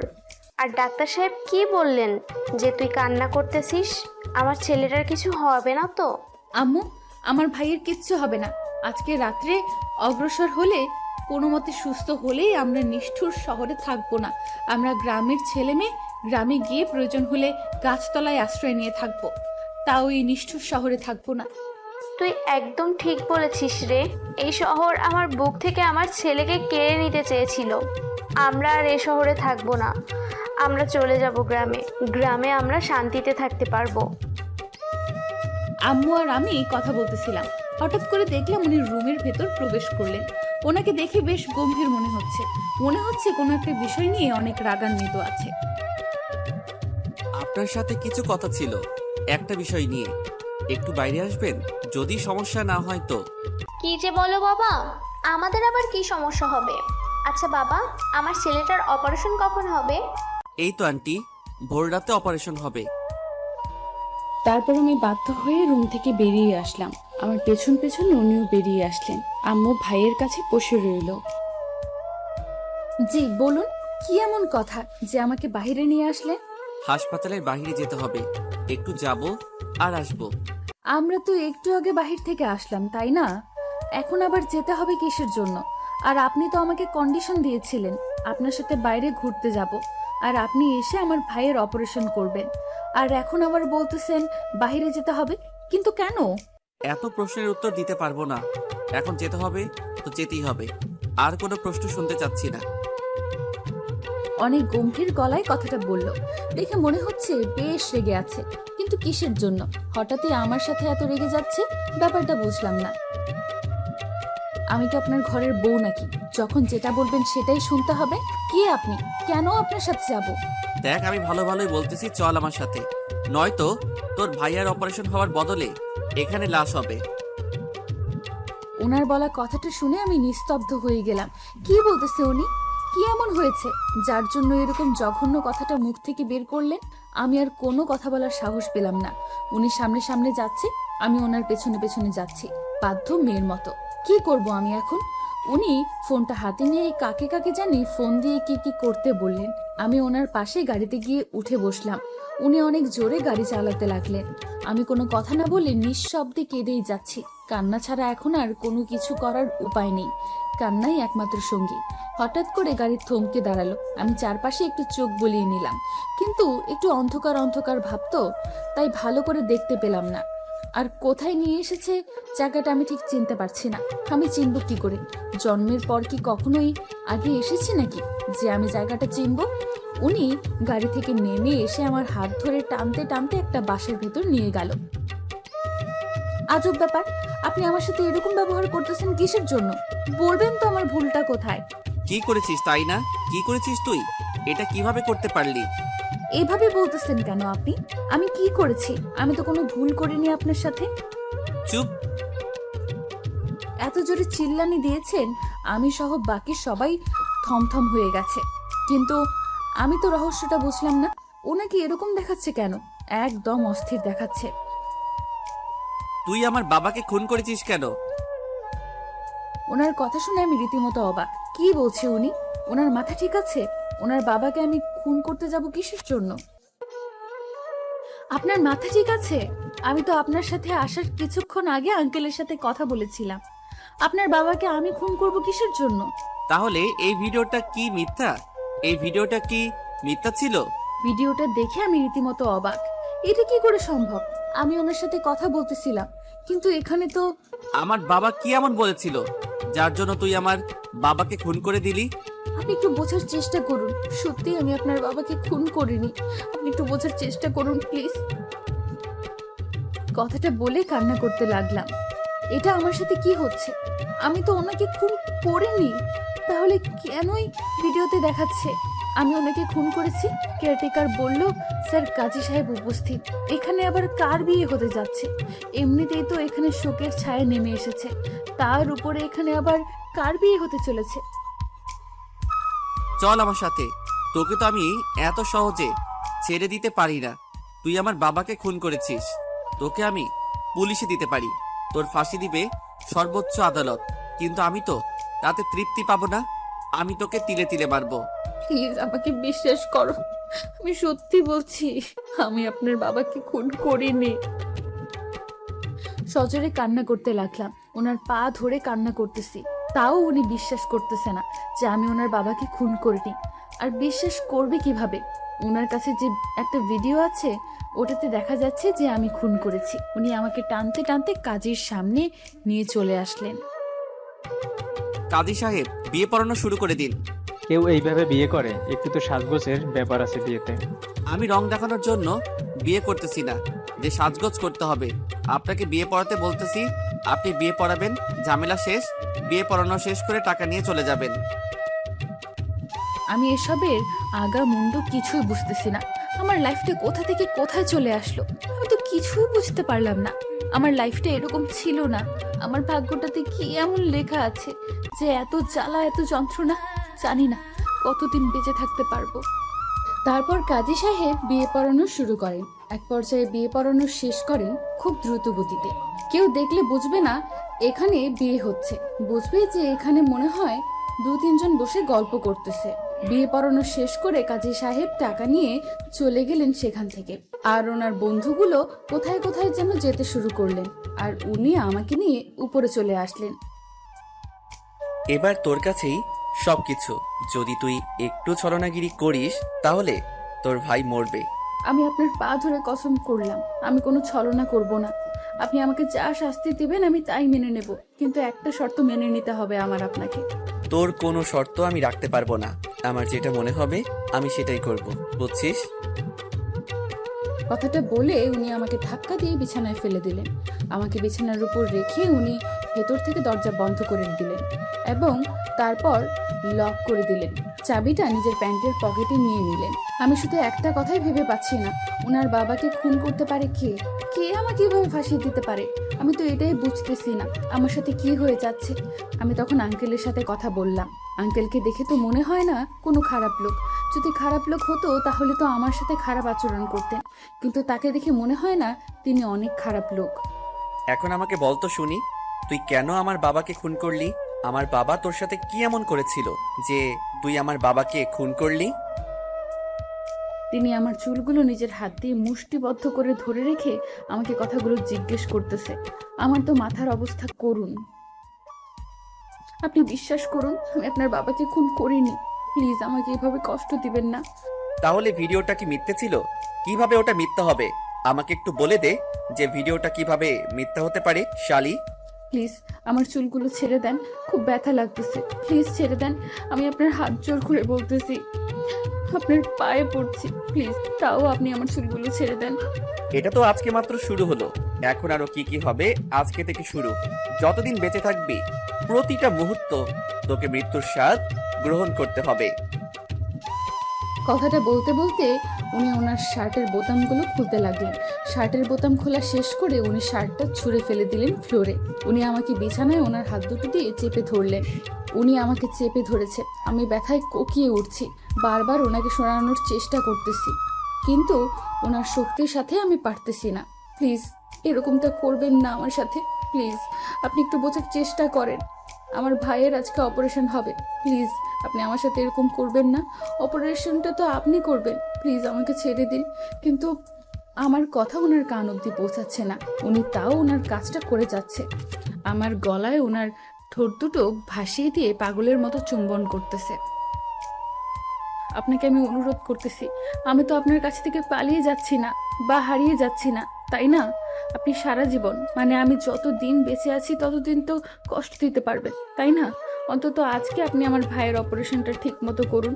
প্লিজ আপনি যা বলবেন আমি তাই শুনবো, না হলে আমার আম্মু বাঁচবে না।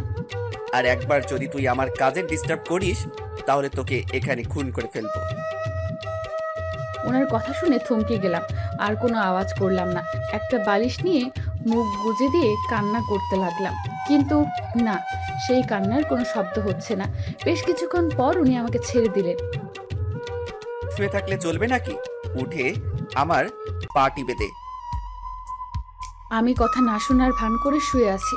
হঠাৎ করে উনি আমার চুল ওনার হাতের মুষ্টিবদ্ধ করে ধরে আমাকে বসিয়ে দিলেন বিছানার উপরে। কথা বলতেছি, কথা কি তোর কানে যায় না? যেটা বলতেছি সেটাই কর। কোনো উপায় না পেয়ে ওনার পা টিপে দিতে লাগলাম। দেখি আমি সব বন্ধ করে বেশ মজা নিচ্ছে। আর কোনো কথা বলার সাহস পেলাম না। ওনার পা টিপে দিতে লাগলাম, চোখ দিয়ে পানি গড়িয়ে পড়তে লাগলো। এটাই ছিল আমার ভাগ্যে তাহলে। আজ সকালে কি ছিলাম আর রাত্রে কি হয়ে গেলাম। সব থেকে বড় কথা, উনি বিকেলে যে ব্যবহারগুলো করলো আমার সাথে, আর এখন যে ব্যাপারগুলো করতেছে, ওনাকে দেখে মনে হয় না যে উনি এতটাই খারাপ, কিন্তু চোখ দিয়ে দেখে সব কিছু দেখতেছেন। বিশ্বাস না করে উপায় নেই। হয়েছে, এখন যা, তাড়াতাড়ি গোসল করে রেডি হয়ে নে, হসপিটালে যাব। উনি কথাটা বলতে দেরি, আমি ছটপটি করে গোসল করে বেরিয়ে আসলাম। বাথরুম থেকে বেরিয়ে এসে দেখি উনি রুমের ভেতর নিয়ে আমি আয়নার সামনে নিজেকে দেখতে। আজকে নিজেই নিজেকে দেখে চিনতে পারছি না। আয়নার ভেতরের থাকা মেয়েটা আমাকে গালি দিচ্ছে। সে বলতেছে, তোর মতো নষ্টা মেয়ে, তুই একটা মানুষকে খুন করেছিস। হঠাৎ করে দরজা খোলার শব্দ পেয়ে পেছনে ফিরে তাকিয়ে তো আমাকে, এটা কি করে হতে পারে? তাড়াতাড়ি রেডি হয়ে নাও, হসপিটালে যেতে হবে, খুব তাড়াতাড়ি। আমি ওনার কথার কোনো জবাব না দিয়ে ওনার দিকে তাকিয়ে রইলাম। এইভাবে আমার দিকে তাকিয়ে থাকার কি আছে? বললাম তো, তাড়াতাড়ি রেডি হয়ে নাও, হসপিটালে যেতে হবে। আমি যেন আমার নিজের কানকে বিশ্বাস করতে পারতেছি না। একটু আগে কি রূপ দেখলাম, এখন কি রূপ দেখাচ্ছে। কি হলো, কথা কানে যায় কি না, নাকি অন্য কোনো ব্যবস্থা করতে হবে আবার? আমি রেডি, আমি এইভাবে যাব, আর কিছু লাগবে না আমার। অস্পষ্টভাবে কথাটা বললাম। এইভাবে আমি তোমাকে সবার সামনে, তাই না? আমার প্রেস্টিজ বলে কিছু আছে নাকি সেটাও ভুলে গেছো? ওনার এইবারের কথা বলাটা আমার বেশ খটকা লাগলো। উনি কি বলতে চাচ্ছে? উনি তো একটু আগে আমার সাথে যেটা করলো, আর এখন কিরকম ব্যবহার করতেছে। যাই হোক, এখানে অপেক্ষা করাটা ঠিক হবে না, আমাকে দ্রুত যেতে হবে, এত ন্যাকামো না করে। আমি ওনাকে পাশ কাটিয়ে বেরিয়ে যেতে চাইলে উনি আমার হাতটা ধরে ফেলে। বুঝলাম না উনি কি করতে চাচ্ছে আসলে আমার সাথে। এই সেই বোকাটা, পরে সুন্দরভাবে বেরিয়ে আসো, বুঝছো? ওনার কথা শুনে অবাক না হয়ে পারলাম না। কি হচ্ছে এটা আমার সাথে? উনি তো আমাকে কষ্ট দেওয়ার জন্য নিয়ে এসেছে, তাহলে বোরকা দিচ্ছে কেন আমাকে? আমি আর ওনাকে প্রশ্ন না করে থাকতে পারলাম না। দেখুন, এত আদিক্ষেতা ভালো লাগতেছে না, কিন্তু আপনি প্লিজ চলুন একটু তাড়াতাড়ি। এটা করতেছি আমার স্বার্থের জন্য, আপনার জন্য না। আপনাকে যে কত টর্চার করছে তার তো দাগ পড়েছে, তাই না? আপনার আম্মু যদি আপনাকে প্রশ্ন করে তখন তো আপনি বিভ্রান্ত পড়ে যাবেন। তাই আপনাকে রক্ষা করার জন্য একটু তো ব্রেন খাটাতে হবে আমাকে। আচ্ছা, তাহলে এটাই ছিল ওনার মনে, আর আমি কিনা কি ভেবে বসেছিলাম। ছি, আমার ভাবনাগুলো সবসময় এত নিচু মানের হয় কিভাবে আমি বুঝি না। আমি ওনার সাথে কোনো তর্কে জড়ালাম না। কারণ আমার ভাইয়ের অপারেশন হবে, তাই আমাকে এখান থেকে তাড়াতাড়ি যেতে হবে। আমি দ্রুতগতিতে বোরকাটা পরে একটু ঠিকঠাক হয়ে নিলাম। পেছনে তাকিয়ে দেখি উনি দরজার এক সাইডে হেলান দিয়ে দাঁড়িয়ে আছে, আমার দিকে ফ্যাল করে তাকিয়ে আছে। বুঝলাম না এইভাবে তাকিয়ে থাকার কি আছে। সেটা যাই হোক, ওনার যা করার করতেছে। এখন আমাকে তাড়াতাড়ি ওনাকে নিয়ে হাসপাতালে যেতে হবে। প্লিজ একটু তাড়াতাড়ি চলুন না। এত নাটক করতে হবে না, বুঝছো? আমি গিয়ে অপারেশনটা করব, শুধু বাকি সবকিছুই রেডি আছে। ওনার কথাগুলো শুনে হাফ ছেড়ে বাঁচলাম। তাহলে ওনার মাথায় আছে যে আজকে আমার ভাইয়ের অপারেশন করাতে হবে। আমি তো ভাবছিলাম একা একা কি বিড়বিড় করতেছো? জোরে জোরে কথা বলো, যেন আমিও শুনতে পারি যে আমাকে গালি দিচ্ছ নাকি। সত্যি কথা, আমি আপনার বাবাকে খুন করিনি। প্লিজ এই কথাটা অন্তত বিশ্বাস করুন। উনি হঠাৎ করে গাড়ি দাঁড় করালেন। বুঝলাম না উনি হঠাৎ গাড়ি দাঁড় করালেন কেন। আমি এই বিষয়টা নিয়ে আর কোনো কথা শুনতে চাচ্ছি না। আমার মাথা গরম করে দিবা না, এখনই বলে দিলাম। তাহলে অপারেশনটা আমি ঠিক মতো করতে পারবো না। ওনার কথা শুনে একদম চুপ হয়ে গেলাম, কারণ অপারেশনটা ঠিক মতো না হলে আমার ভাই বাঁচবে না। আর আমার ভাই বাঁচতে না পারলে আমার আম্মু মারা যাবে, আর আমার আম্মু মারা গেলে আমি বেঁচে থেকে কি করব। তারপর উনি গাড়ি চালাতে লাগলেন। হঠাৎ করে উনি কিছু বলতে শুরু করলেন। আব্বু আমার লাইফে এমন একজন পার্সন ছিল যাকে ছাড়া আমার শ্বাস রুদ্ধ হয়ে যায়, মনে হয় আমি মারা যাই। আমিও একসময় কারো প্রেমে অন্ধ ছিলাম, সেও আমাকে অনেক ভালোবাসতো। আমাকে ভালোবাসতো না, এটা ভুল বললাম। সে আমার টাকাকে ভালোবাসতো, আর আমার বাবার টাকাকে। কিন্তু বিশ্বাস করো, আমি তাকে মন থেকে ভালোবাসতাম। সে আমার প্রথম ভালোবাসা ছিল। আমি তাকে এতটাই ভালোবাসতাম যে তার নিজের জীবনটাও বাজি রাখতাম আমি। আমার সাথে কাটানো তার লাস্ট বার্থডেতে আমার কাছ থেকে একটা জিনিস চেয়েছিল সে। আমি হাসি মুখে সেটা বরণ করে নিয়েছিলাম। সে চেয়েছিল আমার প্রপার্টির অর্ধেক মালিকানা। আমি তার বার্থডের দিন তাকে উইল করে দিয়েছিলাম। উনি কথা শুনে অবাক হলাম। কি হলো লোকটার? এতই ভালোবাসো তাকে? আর সেই মেয়েটা কিভাবে পারলো এত ভালো একটা মনকে ছেড়ে দিতে? তারপর কয়েকদিন পর থেকে সে আমাকে ইগনোর করতে থাকে, আর একসময় সে আমাকে বলে দেয় যে সে আমার সাথে আর রিলেশনে থাকবে না। তখন যে আমার মনের ভিতর কি একটা তোলপাড় শুরু হয়েছিল সেটা আমি জানি। আমি তাকে বলেছিলাম, তুমি চাইলে আমি তোমাকে আমার জীবনটাও দিয়ে দেব, কিন্তু তাও তুমি আমাকে ছেড়ে দিও না আমি বেঁচে থাকতে। তার উত্তরটা এমন ছিল, তাহলে তুই মারা যা। তার কথাটা শুনে সেদিন রাতে সুইসাইড করার সিদ্ধান্ত নিয়েছিলাম আমি, কিন্তু আমার বাবা আমার লাইফটাকে বাঁচিয়ে রেখেছে, শেষ হতে দেয়নি। আর সেই বাবাকে তুমি খুন করেছো। তোমাকে কি করে এত সহজে ছেড়ে দেই বলো? তোমাকে তো এর শাস্তি ভোগ করতেই হবে, দিনের পর দিন। প্লিজ আপনি একটু বোঝার চেষ্টা করুন। আমি সত্যি আপনার বাবাকে খুন করিনি। চুপ, একটা কথা বলবি না তুই, তাহলে কিন্তু তোকে আমি। ওনার কথা বলার ভঙ্গি দেখে সত্যি আমি অনেকটা ভয় পেয়ে গেছিলাম। তাই নাকি সংযম রেখে চুপচাপ গুটিসুটি মেরে বসে রইলাম। এখানে অযথা তর্ক করে কোনো লাভ হবে না, আগে আমার ভাইয়ের অপারেশনটা শেষ হোক। তোমার যা খুশি ভাবতে থাকো, কিন্তু একটা কথা ভুলেও চিন্তা করবে না যে আমাকে ফাঁকি দিয়ে তুমি চলে যাবা। তাহলে সেদিন এই তোমার পরিবারের লাস্ট দিন হবে। ওনার হুমকি দেওয়া কথাটা শুনে আমার মনটা কেঁদে উঠল। কেন আমার জীবনে এরকম ঘটনা ঘটলো? আমি কি এত বড় পাপ করেছিলাম যে আমার লাইফে এরকম একটা ঘটনা ঘটবে? আমরা হসপিটালে চলে এসেছি, আর একটা কথা মাথায় রাখবে, কাউকে বুঝতে দিবে না। তারপর আমরা দুজনেই হাসপাতালে প্রবেশ করলাম। হসপিটাল প্রবেশ করে আমি আমার ভাইয়ের কেবিনের দিকে যেতে লাগলাম। হঠাৎ করে উনি আমার হাত ধরে টানতে টানতে আমাকে নিয়ে গেলেন ওনার কেবিনে। প্লিজ আমাকে আমার ভাইয়ের কেবিনে যেতে দেন। আম্মু কত টেনশন করতেছে আমাকে নিয়ে।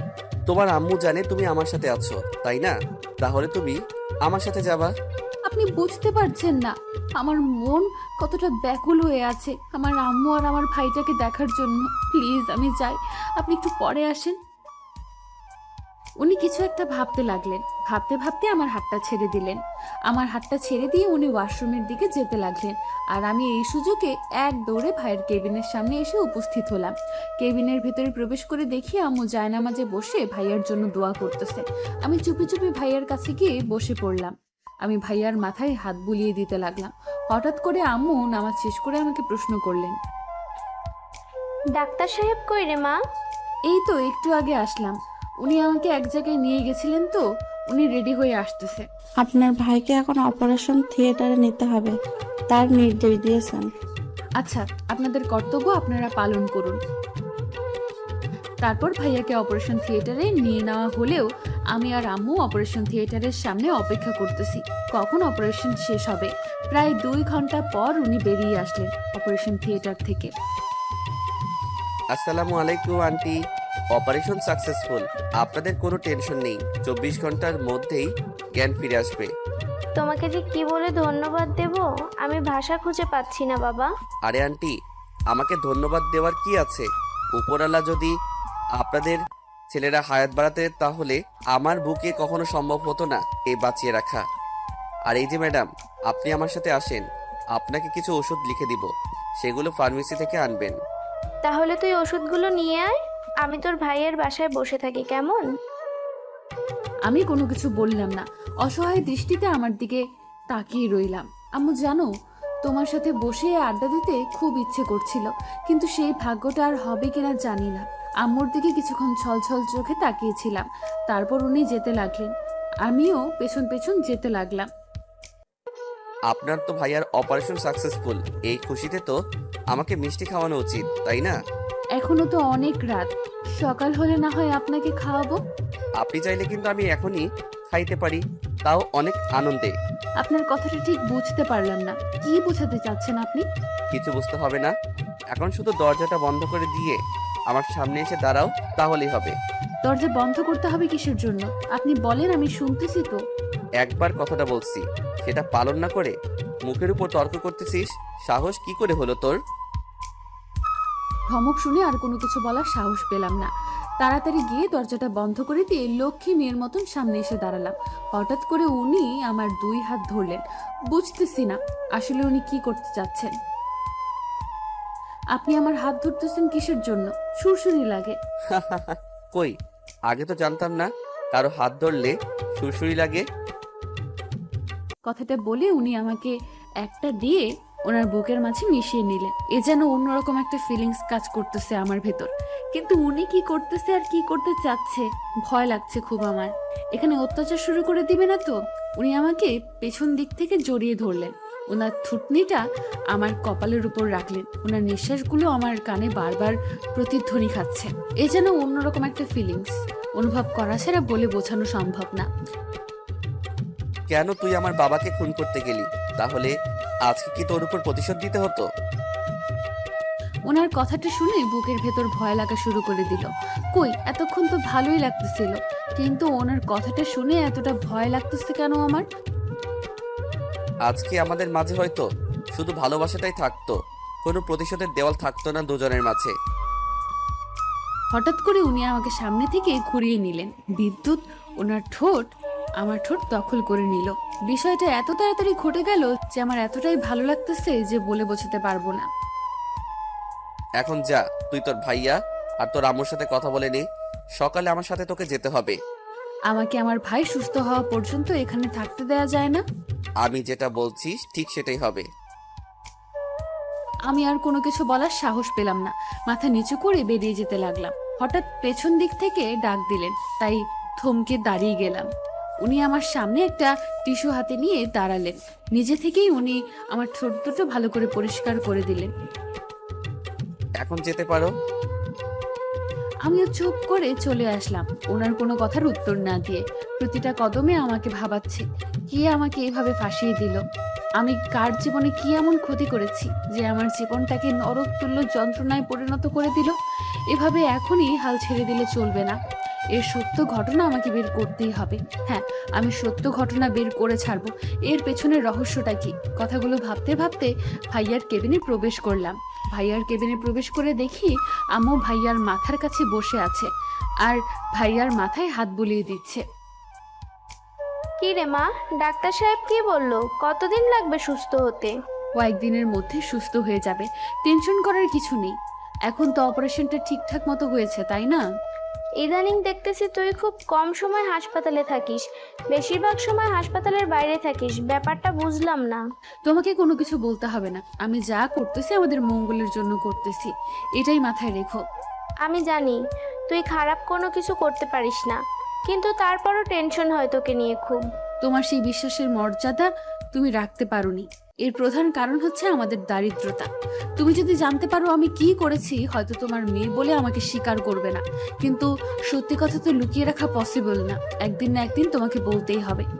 কি রে মা, কি এমন ভাবতেছিস এত মনোযোগ দিয়ে? তেমন কিছুই না, আমি এখন একটু বেরোবো। আজকে আর তোমাদের সাথে দেখা হবে না। কি বলিস, এত রাতে কোথায় যাবি? আর কোথায় থাকবি যে হসপিটালে থাকবি না? তুমি আমাকে বিশ্বাস করো, তাই না হয় সেটাই ভেবে রাখো যে কোনো খারাপ কিছু করব না। আমি তোর মা, আমার তো জানার অধিকার আছে তুই কোথায় থাকবি। তোমার সবকিছু জানার অধিকার আছে, কিন্তু কয়েকটা দিন আমাকে সময় দাও, তারপরে তোমাকে সবকিছু বলবো। এখন কোনো রকম প্রেশার দিও না প্লিজ। আচ্ছা, তোর যেটা খুশি সেটাই কর, আমি আর কিছুই বলবো না আমি এই ব্যাপার নিয়ে তোকে। মাকে কোনো কিছুর উত্তর না দিয়ে বেরিয়ে আসলাম কেবিন থেকে। আসার সময় পেছনে ফিরে তাকিয়ে দেখি আম্মু মাথা নিচু করে কি যেন ভাবতেছে। আমি সেদিকে লক্ষ্য না করে বেরিয়ে আসলাম। বেরিয়ে এসে দেখি উনি বাইরে দাঁড়িয়ে আছে, হয়তো আমার জন্য অপেক্ষা করতেছিলেন যে কখন আমি আসবো আর কখন ওনার বাসায় নিয়ে গিয়ে অত্যাচার শুরু করবে। কি ব্যাপার, এত তাড়াতাড়ি কথা বলা শেষ হয়ে গেল যে? আমি তো ভাবলাম আজকে সারা রাত মনে হয় আপনার কথা শেষ হবে না। আমার মাথা ব্যথা করতেছে। আমি এখন কারোর সাথে বকবক করতে রাজি না। আমাকে এখন যেতে হবে। এখন যেখানে নিয়ে যাবেন চলুন, যাচ্ছি আপনার সাথে। বাহ, আপনার রাগ দেখে তো অনেকটা ভয় পেয়ে গেলাম। এত রাগ কোথায় লুকিয়ে রাখেন শুনি একটু। এরকম বিরক্তিকর প্রশ্ন করবেন না, বুঝছেন? আপনার কথা আমি রেখেছি, এখন যা করার করুন। সত্যি, এখন যা করার করব। আচ্ছা চলো তাহলে। কথাটা বলে উনি আমার একটা হাত ধরে টানতে টানতে বাইরে নিয়ে গেলেন। বাইরে নিয়ে গিয়ে গাড়িতে বসিয়ে দিলেন, আর উনি অপর পাশে গিয়ে বসলেন ড্রাইভিং সিটে। আপনার সাথে কিছু ইম্পর্টেন্ট কথা ছিল আমার। কারো ইম্পর্টেন্ট কথা শোনার সময় নেই আমার, বুঝছেন? আপনার সাথে আমি একটা চুক্তি করতে চাই। সেটা হলো, যদি আমি প্রমাণ করতে পারি যে আপনার বাবাকে আমি খুন করিনি, তাহলে আমাকে সারা জীবনের জন্য মুক্তি দিতে হবে। আচ্ছা, আমারও তাহলে একটা শর্ত আছে, আর সেটা হলো তোকে মাত্র 1 মাসের ভিতরে করতে হবে। আর যদি এর মধ্যে করতে না পারিস তাহলে তোকে সারা জীবনের জন্য আমার কাছেই পস্তাতে হবে। এত কম সময়ের মধ্যে কিভাবে পসিবল? আপনি একটু বলুন তো। আমি তো এখানকার কিছুই চিনি না যে এত তাড়াতাড়ি খুনিকে বের করব। সেটা তোমার ব্যাপার। তুমি শর্ত দিয়েছো, আমি মেনে নিয়েছি। আমি শর্ত দিয়েছি, তুমি এখন মানবে কি মানবে না বলো। আচ্ছা, আমি রাজি আছি। এই মাস যখন আমার যেখানে খুশি আমি সেখানে যেতে পারবো, এই পারমিশনটা আমাকে দিতে হবে তাহলে। ওকে দিলাম, কিন্তু আমার যখন যা খুশি তাই করব। কোনো রকম বাধা বা বিপত্তি করার কথা বলা যাবে না। কি লোক রে বাবা, প্রতিটা কথায় শর্ত দেয়। আপনার কুমতলব কি সেটা আমি ভালোভাবে বুঝতে পেরেছি। কি আর করব, আপনি দেহটা চান তো সবসময় দিয়ে দেব, সমস্যা নেই। আমার দেহটার উপর আপনার এত লোভ? আমরা বাসায় এসে পড়েছি, নামো। আমি কিন্তু এখনো আমার প্রশ্নের উত্তরটা পেলাম না। উনি আমার প্রশ্নের উত্তরটা না দিয়ে গাড়ি থেকে নেমে এসে এই পাশের দরজা খুলে আমাকে গাড়ি থেকে নামিয়ে নিয়ে ওনার কোলে তুলে নিলেন। এরকম কাণ্ড দেখে হতবাক হয়ে গেলাম। কি করতেছেন আপনি এসব?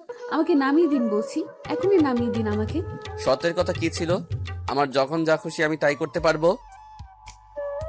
এবার আমি চুপ হয়ে গেলাম, আর কিছু বললাম না। চুপচাপ উনি যেটা করতেছেন ওনাকে করতে দিচ্ছি। একটু পর খেয়াল করে দেখলাম আমরা এতক্ষণ যেই বাড়িতে ছিলাম এটাই সেই বাড়ি না, অন্য একটা বাড়ি। এটা আপনি আমাকে কোথায় নিয়ে এসেছেন? আমাকে এখান থেকে নিয়ে চলুন। এটা একটা ভূতের বাড়ি, তোমাকে নিয়ে এসেছি। এখানে ভূত আছে, তোমার যে রক্ত আছে সেই রক্তটা কি ভূতের অনেক পছন্দ।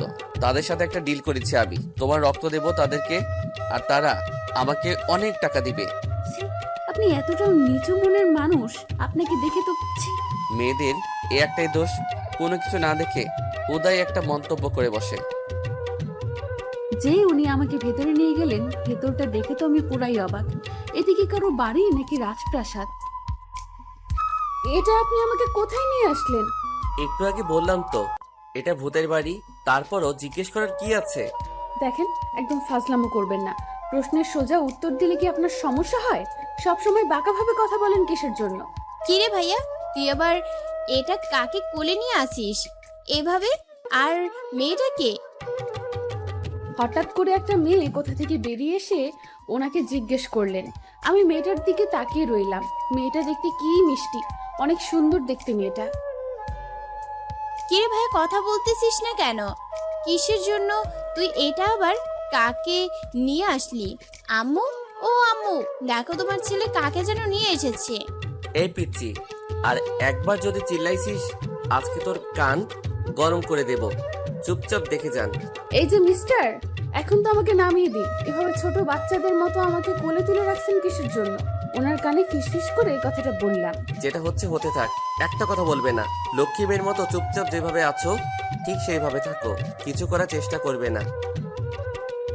আমি আর কিছু বললাম না, চুপ করে রইলাম। হঠাৎ করে উপরে তাকিয়ে দেখলাম একটা মহিলা উপর থেকে নিচের দিকে নামতেছে। আমি ওনার দিকে তাকিয়ে দেখলাম সেদিকে ওনার কোনো ভ্রুক্ষেপ নেই, উনি ওনার মতো। কি আজব লোক রে বাবা! আমার মনে তো হচ্ছে মহিলাটা ওনার আম্মু। কি রে, তুই এখন এটা কাকে নিয়ে আসলি? আর এভাবে বেহায়ার মতো একটা মেয়েকে কোলে করে রাখতেছিস কিসের জন্য? শরম করে না তোর? এটা তোমার বৌমা আর ছুটকি, এটা তোর ভাবি। এখন হয়েছে? আর কোনো কথা, আর কোনো প্রশ্ন আছে কারো? কি বলছিস তুই? তোর মাথা ঠিক আছে? তুই বিয়ে করলি কবে? আর আমাদের না জানিয়ে? আম্মু, তোমার ছেলের কাণ্ড দেখো। কি রে, তোর মাথা ঠিক আছে? তুই এসব কি বলতেছিস? আমার মাথা একদম ঠিক আছে। এই ছুটকি, তোর ভাবিকে নিয়ে আমার রুমে যা। তারপর উনি আমাকে ওনার কোল থেকে নামিয়ে দিলেন, আর ছুটকি এসে আমার ডান হাতটা ধরে উপরে নিয়ে যেতে লাগলো। আচ্ছা ভাবি, ভাইয়ের সাথে কি তোমার রিলেশন ছিল? বা তুমি কি সেই মেয়ে যার কারণে ভাইয়া আজকে এরকম? না, আমি একজন অচেনা। তার মানে তাহলে ভাইয়ার সাথে তোমার পরিচয় হলো কিভাবে আর বিয়ে হলো কিভাবে? সেটা একটা লম্বা কাহিনী, আজকে একটু ক্লান্ত লাগতেছে। সকালে তোমাকে বলি, যদি তুমি মন খারাপ করো। আমার এখানে মন খারাপ করার কি আছে? ক্লান্ত লাগতেছে, তাড়াতাড়ি রুমে আসো, শুয়ে পড়ো আর ঘুমিয়ে যাও। তোমার বজ্জাত ভাই যদি আমাকে এত তাড়াতাড়ি ঘুমাতে দিত তাহলে কাজ হয়ে যেত।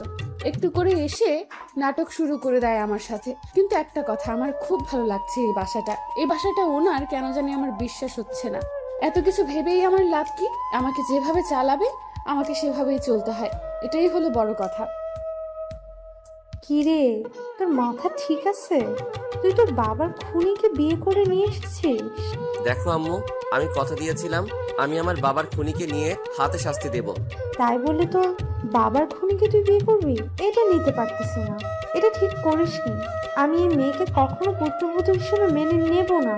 আরে আম্মু, মেয়েটা বলতেছে মেয়েটা নাকি বাবাকে খুনি করেনি, বাবার সাথে নাকি কিছু কথা ছিল, তার কথাগুলো বলে বেরিয়ে গিয়েছিল। তুই ওই মেয়েটার কথা বিশ্বাস করতেছিস তাই না? যেখানে একটা ভিডিও আমার কাছে আছে, যেখানে পরিষ্কার দেখা যাচ্ছে যে মেয়েটা তোর বাবাকে খুন করে বেরিয়ে যাচ্ছে। আম্মু, তোমার কি কমন সেন্স বলতে কিছুই নেই? যদি ভিডিওটাতে দেখা যেত যে মেয়েটা সত্যি বাবাকে খুন করতেছে তাহলে না হয় একটা কথা ছিল। সেখানে দেখা যাচ্ছে বাবা রক্তাক্ত লাশ পড়ে আছে আর মেয়েটা বেরিয়ে যাচ্ছে। তুই যেটা ভালো বুঝিস করতে থাক, এই বিষয় নিয়ে আমার সাথে কোনো কথা বলতে আসবি না। আর একটা কথা, কান খুলে শুনে রাখ, আমি ওই মেয়েকে কখনো আমার পুত্রবধূ হিসেবে গ্রহণ করব না। আচ্ছা ছুটকি, তোমার ভাইয়ের সমস্যার কথাটা বললে, আর বললে একটা মেয়ের কথা, কাহিনীটা কি বলবে আমাকে? সরি ভাবি, এটা আমি কখনো তোমাকে বলতে পারবো না।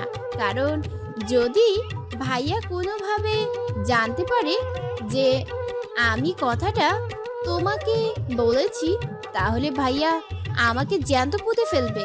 কিরে, এখানে কি হচ্ছে? কে কাকে জ্যান্ত পুঁতে ফেলবে? কই কিছু না ভাইয়া, আমরা তো ফান করতেছিলাম, তাই না ভাবি? ছুটকির মুখের রিয়াকশন দেখে বুঝতে পারলাম মেয়েটা অনেক ভয় পেয়ে গেছে, আর আমার মুখ থেকে হ্যাঁ সূচক শব্দ শোনার অপেক্ষা করতেছে। তাই আমিও মাথা নাড়িয়ে হ্যাঁ সূচক জবাব দিলাম। নিমেষেই ছুটকির মুখে মুচকি হাসি চলে আসলো। অনেক রাত হয়েছে ছুটকি, রুমে গিয়ে ঘুমিয়ে পড়ো, কালকে গল্প করিস তোর ভাবির সাথে। তারপর ছুটকি আর একটা কথা না বলে রুমে চলে গেল, আর উনি রুমের দরজা লাগিয়ে দিল। তারপর উনি আমার থেকে ধীরে ধীরে এগিয়ে আসছে, আর আমার গায়ে কাঁটা দিয়ে উঠতে লাগলো। এখন আমি তোকে যে প্রশ্ন করব ঠিক তার উত্তর দিবি, একটু ভুলভাল বলার চেষ্টা করবি না। ওনার কথা বলার ভঙ্গি আর মুখের রিয়াকশন দেখে সত্যি আমি অনেক ভয় পেয়ে গেছি। এখন আমাকে মারধর করবে না তো আবার? কি রে, কথা বলতেছি কানে যায় না? কথা বলতেছিস না কিসের জন্য? বোবা হয়ে গেলি নাকি? এভাবে চুপ করে থাকলে কি হবে? আমার কথার উত্তর দিলেই তো হয়, নাকি কানের নিচে কয়েকটা দেওয়ার পর উত্তরটা পাবো? আচ্ছা, আপনি প্রশ্নগুলো করেন। নিচু স্বরে কথাটা বললাম। আচ্ছা, তুই যদি সেদিন আমার বাবাকে খুন না করে থাকিস, তাহলে কে খুন করেছে? তুই তাহলে তো নিশ্চয়ই জানিস। আমাকে আঙ্কেল একটা নার্সের দ্বারায় ডেকে এনেছিলেন। আঙ্কেল আমাকে একটা কথা বলেছিল, আর আমি সেই কথাটা না করে দেই। আব্বু কি এমন তোমাকে কথা বলেছিল যেটা তোমার পক্ষে পসিবল ছিল না? আমি কথাটা আপনাকে বলতে চাচ্ছি না। আমি প্রশ্ন করেছি আর তার উত্তর চেয়েছি, কোনো না কথা শুনতে চাইনি। আমি একবার বলেছি তো বলতে পারবো না, তারপরেও জোর করতেছেন কিসের জন্য? একটু ভালো ব্যবহার দেখিয়েছি, মাথায় উঠেছিস তাই না? কথাটা বলতে বলতে উনি এসে ওনার বাঁ হাত দিয়ে আমার চুলগুলো মুষ্টিবদ্ধ করে ধরলেন। চুলগুলো এমন ভাবে মুষ্টিবদ্ধ করে ধরেছেন, আমার মাথা ঝিমঝিম করতে লাগলো ব্যথায়। আমি ব্যথা পাচ্ছি, আমার চুলগুলো ছেড়ে দিলে ভালো হয়। তুই কি আমাকে হুমকি দিচ্ছিস? আর আমি যেগুলো এতক্ষণ প্রশ্ন করলাম তার সঠিকভাবে উত্তর না দিয়ে বাঁকা কথা বলতেছিস কিসের জন্য?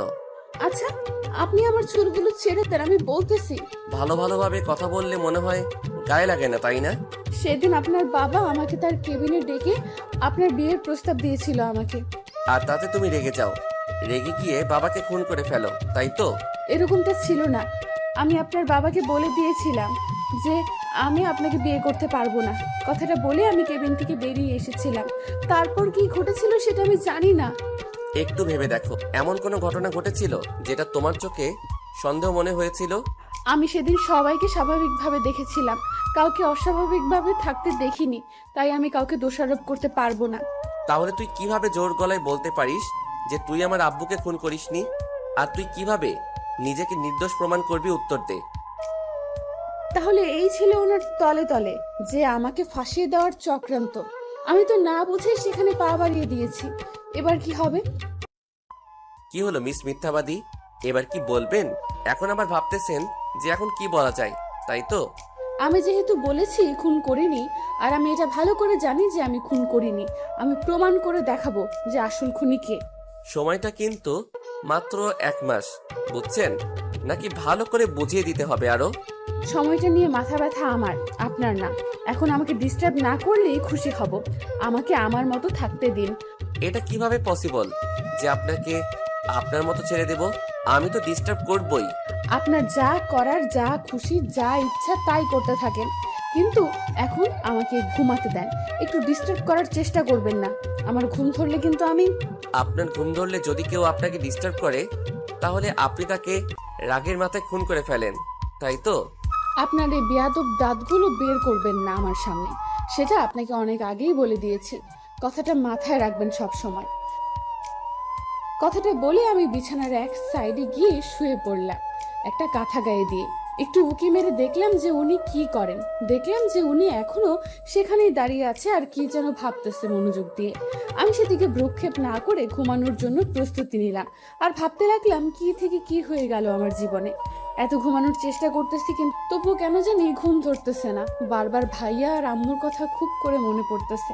জানি না আম্মু আমাকে নিয়ে কি ভাবতেছে, আর এই অসময়ে যদি আমি আম্মুর পাশে না থাকতে পারি তাহলে কেমন মেয়ে আমি তার। পরিস্থিতি আজকে আমাকে কোথা থেকে কোথায় নিয়ে এসেছে, চিন্তা করলেই গা শিউরে ওঠে। কথাগুলো ভাবতে ভাবতে কখন যে ঘুম মামা এসে আমার চোখ দুটো নিদ্রায় নিদ্রিত করে দিয়েছে বুঝতেই পারিনি। হঠাৎ করে মনে হলো কে যেন আমার গা ঝাঁকুনি দিচ্ছে। ঘুম ঘুম চোখে হাই তুলতে তুলতে চোখ মেলে ভালো করে সামনে তাকিয়ে দেখি বজ্জাত লোকটা। তাই আবার বিছানায় গা এলিয়ে দিলাম ঘুমানোর জন্য। এখনো ভালোভাবে ঘুম হয়নি, কারণ কালকে ঘুমাতে অনেক রাত হয়ে গেছিল তাই। এই মিস মিথ্যাবাদী, এটা আপনার বাবার বাসা না যে যখন খুশি তখন ঘুম থেকে উঠবেন। এখন আপনাকে এখানে কাজ করতে হবে, তার বিনিময়ে খাইতে পারবেন এই বাসায়। উনি কি বললেন সব মাথার উপর দিয়ে চলে গেল, একটাও কানে নেইনি। আমার খুব ঘুম পাচ্ছে, ঘুমটাও জরুরি ওনার কথার থেকে। কি হলো, কথা বলছি কানে যায় না? কোনো কথা না বলে চুপচাপ কথাটা কানের কাছে টেনে নিয়ে ঘুমিয়ে পড়ার চেষ্টা করলাম। বুঝছি, এই প্রক্রিয়ায় কাজ হবে না। ভালোভাবে বললে তো তার কানে ভালোভাবে পৌঁছায় না। নিশ্চিন্তে ঘুমিয়ে আছি, হঠাৎ করে মনে হলো বৃষ্টি পড়তেছে আমার গায়ে। কিন্তু আমার যতদূর মনে পড়ে আমি তো বিছানার ভেতর ছিলাম, তাহলে আমার গায়ে পানি আসবে কোথা থেকে? চমকে উঠলাম। তাই কোন শালারে আমার গায়ে পানি ঢেলে দিল? তাকে আজকে আমি আস্ত রাখবো না, দাঁড়া দেখাচ্ছি মজা। এই যে আমি নামক শালাটা সামনে দাঁড়িয়ে আছি। ওনার কণ্ঠ শুনে আমি একদম নিস্তব্ধ হয়ে গেলাম, আর কোনো কিছু বলার সুযোগ পেলাম না। চোখ দুটো আলতো করে ফাঁক করে সামনে দাঁড়িয়ে থাকা লোকটাকে দেখে কাঁথা গায়ে দিয়ে আবার শুয়ে পড়লাম। এখন কি অন্য ব্যবস্থা করতে হবে নাকি উঠে বাসার সব কাজ করবে, কোনটা? এই লোককে সুবিধার মনে হচ্ছে না, যখন তখন যেটা সেটা করে ফেলতে পারে। তার থেকে কিছুক্ষণ কাজ করলে মনে হয় মঙ্গল হবে আমার জন্য। তাহলে ওনার হাত থেকে রেহাই পাবো একটু হলেও। বিছানা থেকে উঠে ওনার দিকে না তাকিয়ে সোজা ওয়াশরুমে চলে গেলাম, কারণ পানিতে সবকিছু ভেসে গেছে। এখন এগুলো চেঞ্জ করতে হবে। হাতের কাছে যা আছে তাই নিয়ে ওয়াশরুমে চলে গেলাম। ভাবি, আরে ভাইয়া, তুমি এখানে এভাবে দাঁড়িয়ে আছো আর বিছানায় এভাবে পানি পড়ে আছে কিসের জন্য? তেমন কিছু না, পানি খেতে ধরছিলাম, পড়ে গিয়েছিল। ভাইয়া, তুমি এখনো ছোট বাচ্চা রয়ে গেলে, তোমার স্বভাবটা এখনো পাল্টালো না, তাই না? হয়েছে, আমাকে আর লেকচার দিতে হবে না। তোর কয়েকদিন পর বিয়ে দিয়ে এই বাসা থেকে বিদায় দিচ্ছি। ওয়েট, তোমার সাহস কি করে হয় আমার আব্বুর বাসা থেকে আমাকে তাড়িয়ে দিতে চাচ্ছিস? কে কাকে কার বাপের বাসা থেকে তাড়িয়ে দিতে যাচ্ছে একটু শুনি। দেখো না, তোমার বজ্জাত ছেলেটা বলতেছে আমার নাকি বিয়ে দিয়ে আমাকে এই বাসা থেকে তাড়িয়ে দেবে। তুমি তোমার ছেলের বিচার করবে আমার মুখের সামনে। তোদের দুজনের কি কোনো কাজ নেই? একসাথে হলেই ঝগড়া শুরু করে দিস। এতে আমার দোষ কোথায় বলো? আমি তো আমার রুমে ছিলাম। তোমার মেয়ে আমার রুমে আসলো কিসের জন্য? আমি তোর রুমে কবে আসলাম? আমি আমার ভাবির রুমে এসেছি, তোর রুমে আসিনি, বুঝছিস? তুই এখান থেকে বেরিয়ে যা। আম্মু, তোমার মেয়ে কিন্তু আর বেশি বকবক করতেছে, পিটানি দিব। এখান থেকে চলে যেতে বলো। ছুটকি, চল আমরা নিচে যাই। এই রুম থেকে আমাদের কোনো কাজ নেই। আচ্ছা আম্মু, চলো তাহলে নিচে যাই। আর শোন, তোকে বলছি, তুই যদি আর একবার ভুল করেও আমার রুমে এসেছিস তো তোকে অপমান করে আমি বের করে দেব, মনে রাখিস কথাটা। আরে এটা কি হলো আম্মু? এভাবে আম্মু আমার উপর রেগে গেল কিসের জন্য? আর মন খারাপ করে আমার রুম থেকে চলে গেল কিসের জন্য বুঝলাম না। তাহলে কি আম্মু আমাকে ভুল বুঝতে শুরু করলো নাকি? আমি ফ্রেশ হয়ে ওয়াশরুম থেকে বেরিয়ে আসলাম। ওনার দিকে তাকিয়ে দেখি ওনাকে বেশ চিন্তিত লাগতেছে। হঠাৎ করে ওনার আবার কি হয়ে গেল? মুড অফ দেখাচ্ছে কেন ওনার? আরে এত রেগে যাচ্ছেন কিসের জন্য? বললেই তো হয়। বলছি না তুই তোর মতো থাক, আর একটা কথা বলবি না, তাহলে কিন্তু তোর অবস্থা খারাপ হবে। কথাটা বলে উনি সজোরে আমার গালে একটা থাপ্পড় লাগিয়ে দিলেন, যেটার জন্য আমি মোটেও প্রস্তুত ছিলাম না। হঠাৎ করে আবার কি এমন হয়ে গেল যে উনি আমার উপর এরকম রিয়াকশন দেখাচ্ছে? প্লিজ একবার বলুন আপনার কি হয়ে গেল এই এতটুকু সময়ের মধ্যে? তোকে বলছি না আমার সাথে কথা বলবি না, তারপরও কথা বলতেছিস কিসের জন্য? আবার মাইর খাওয়ার জন্য? আরে আপনি তো আমাকে এভাবে অত্যাচার করার জন্য নিয়ে এসেছেন, আপনার থেকে ভালো কিছু আমি আশা করব কিভাবে, তাই না? এখন আর কোনো কথা শুনতে চাচ্ছি না। ফ্রেশ হয়েছিস, এখন যা আমার জন্য নাস্তা নিয়ে আয় রুমে। আমি আর ওনার কথার উত্তর দিতে পারলাম না, কারণ ওনাকে এখন আরো রাগান্বিত দেখাচ্ছে। তাই কোনো কথা বললাম না। রুম থেকে বেরিয়ে সোজা নিচে নেমে আসলাম। আমি তো এই বাসার কিছুই চিনি না, কোথায় কি রাখা আছে। তাই বুয়াকে খুঁজতে লাগলাম। অবশেষে বুয়ার দেখা পেলাম। বুয়ার দ্বারাই সব কিছু দেখে নিলাম। তারপর ওনার জন্য নাস্তা বানালাম এবং বাসার সবার জন্য নাস্তা বানিয়ে নিলাম বুয়ার সাহায্য নিয়ে। নাস্তার টেবিলে সব কিছু নাস্তা রেডি করে দিয়ে ওনার জন্য একটা প্লেটে নাস্তা নিয়ে রুমে চলে আসলাম। এই নিন আপনার নাস্তা। নাস্তা এনেছিস ভালো কথা। এখন একটা কাজ কর, আমার পা গুলো ব্যথা করতেছে, আমার পা টিপে দে। ওনার ইচ্ছা মতো ওনার পা টিপে দিতে লাগলাম। কোনো কথা বাড়ালাম না, কারণ উনি তো আমাকে প্রথমে বলেই দিয়েছিল আমাকে এখানে অত্যাচার করার জন্য এনেছে। নিজের অজান্তেই চোখ থেকে পানি গড়িয়ে পড়তে লাগলো। বুঝলাম না চোখ দুটো এত বেইমান হলো কিভাবে যে নিজের অজান্তেই পানি বের করে দিল। আমি তো চাচ্ছি নিজেকে শক্ত করতে, কিন্তু চোখ দুটো কেন সেটা বুঝতেছে না। এখন খুব করে আমার আম্মু আর ভাইটাকে দেখতে ইচ্ছে করতেছে। ভাইয়ার কথা মনে পড়তেই অনেক জোরে জোরে কান্না করতে ইচ্ছে করতেছিল একবার ভাইয়াকে দেখার জন্য, কিন্তু অত্যাচারের ভয়ে মুখ ফুটে একবার বলতে পারছিলাম না। হায়রে জীবন, যেখানে নিজের কোনো ব্যক্তি স্বাধীনতা নেই, এটাকে কি জীবন বলে? হইছে, এখন এখন ঘরটা পরিষ্কার কর। উনি যেটা বলতেছে আমি ঠিক তাই করতেছি, কোনো ব্যতিক্রম করতেছি না। এতক্ষণ ক্ষুধা না লাগলেও এখন ওনার খাওয়া দাওয়া দেখে প্রচুর ক্ষুধা লাগতেছে। আমাকে একটু হসপিটালে নিয়ে যাবেন আজকে প্লিজ? আচ্ছা, নিয়ে যাব। এখন যেটা করতেছো সেটা করতে থাকো। আমি ভাবতে পারিনি উনি এত সহজে রাজি হয়ে যাবে। যাই হোক, রাজি যেহেতু হয়ে গেছে সেহেতু নিয়ে যাবে। অনেক হয়েছে, এখন বাইরে গিয়ে কিছু খেয়ে নাও। উনি কথাটা বলতে দেরি আমি রুম থেকে বাইরে চলে যেতে দেরি করলাম না। রুম থেকে বের হয়ে দেখি ছুটকি দাঁড়িয়ে আছে বাইরে। কি খবর ছুটকি, কেমন আছো? এই তো আলহামদুলিল্লাহ ভালো আছি। তুমি কেমন আছো? রাতে ঘুম কেমন হলো? আলহামদুলিল্লাহ অনেক ভালো আছি, বেশ অনেক শান্তিতে ঘুমিয়েছিলাম। তোমাকে দেখে তো মনে হচ্ছে তুমি এই বাড়ির কাজের মেয়ে। তোমার এরকম হাল কেন? রুমটা ভালো করে গোছগাছ করলাম, যে অগোছালো ছিল রুমটা তাই গুছিয়ে নিলাম। আচ্ছা, ভালো কাজ করছো। এখন খাবার টেবিলে গিয়ে তাড়াতাড়ি নাস্তা করে নাও। নাস্তা করা শেষ করে রুমে আসলাম। রুমে এসে দেখি উনি রেডি হচ্ছে, কোথাও যাবে মনে হচ্ছে। আমি ওনার দিকে না তাকিয়ে বিছানায় গিয়ে শুয়ে পড়লাম। একটু পর অনুভব হতে লাগলো, মনে হলো কেউ আমার গায়ে চাদর দিয়ে দিচ্ছে। অনেক ক্লান্ত ছিলাম, কখন যে ঘুমিয়ে পড়েছি নিজেও জানি না। হঠাৎ করে ঘুম ভাঙায় ঘড়ির দিকে তাকিয়ে দেখি 12টা বাজে। গোসলটা সেরে নিলাম। গোসল করে এসে আয়নার সামনে দাঁড়িয়ে নিজেই নিজেকে প্রশ্ন করতে লাগলাম, আমার জীবন কি হয়ে যাচ্ছে? কি এমন ভুল করেছিলাম আমি, যার জন্য আমাকে এত কষ্ট পেতে হচ্ছে? হঠাৎ করে দরজা খোলার শব্দ শুনে পেছনে ঘুরে তাকিয়ে দেখলাম। হসপিটাল যেতে হবে, তাড়াতাড়ি রেডি হয়ে নাও। আচ্ছা, আমি আপনাকে কয়েকটা প্রশ্ন করতে পারি? আচ্ছা, প্রশ্ন করো। আমার জন্য একটু দয়া হয় না? এত কষ্ট দেন, সত্যি আমার না আর সহ্য হয় না। আমি কি তোকে এইসব প্রশ্ন করতে বলেছি, নাকি অন্য কোনো কথা থাকলে বল। আচ্ছা, তাহলে আমাকে তাড়াতাড়ি একটু হসপিটালে নিয়ে চলেন। তারপর দুজনে বেরিয়ে পড়লাম হসপিটালের উদ্দেশ্যে। আমি গাড়িতে আছি, উনি গাড়ি চালাচ্ছেন। বেশ কিছুক্ষণ পর হাসপাতালে পৌঁছে গেলাম। উনি গাড়িতে বসে থাকতে আমি নেমে ভাইয়ার কেবিনে যেতে লাগলাম। ভাইয়া, হ্যাঁ ভাইয়া, কেমন আছিস রে? এই তো আপু, অনেক ভালো। কিন্তু তুই কোথায় গিয়েছিলি? তোকে কত খুঁজছিলাম। তুই নাকি জরুরি কাজে গিয়েছিলি? আমার একটা জরুরি কাজ ছিল তো, তাই তোকে সময় দিতে পারিনি। এখন এসেছি, এখন থাকবো তোর পাশে। জানো আপু, আম্মু কাঁদছিল তোমাকে না দেখতে পেয়ে। বলিস কি? আম্মু কোথায় গেছে রে? দেখতেছি না যে। একটু আগে বাইরে গেল, চলে আসবে এক্ষুনি। আচ্ছা, তো একটু শুয়ে থাক, আমি এই বাইরে যাব আর আসবো। আবার মিথ্যে কথা বলে কোথাও চলে যাবো না তো? আরে না, আমি বাইরে যাব আর আসবো।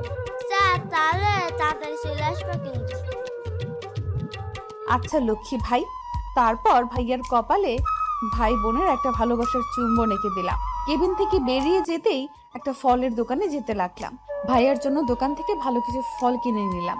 ফলগুলো নিয়ে হাসপাতালে প্রবেশ করতেছিলাম, হঠাৎ রুম থেকে অদ্ভুত কথা শুনতে পেলাম। জানিস এই হসপিটালের মালিককে খুন করা হয়েছে?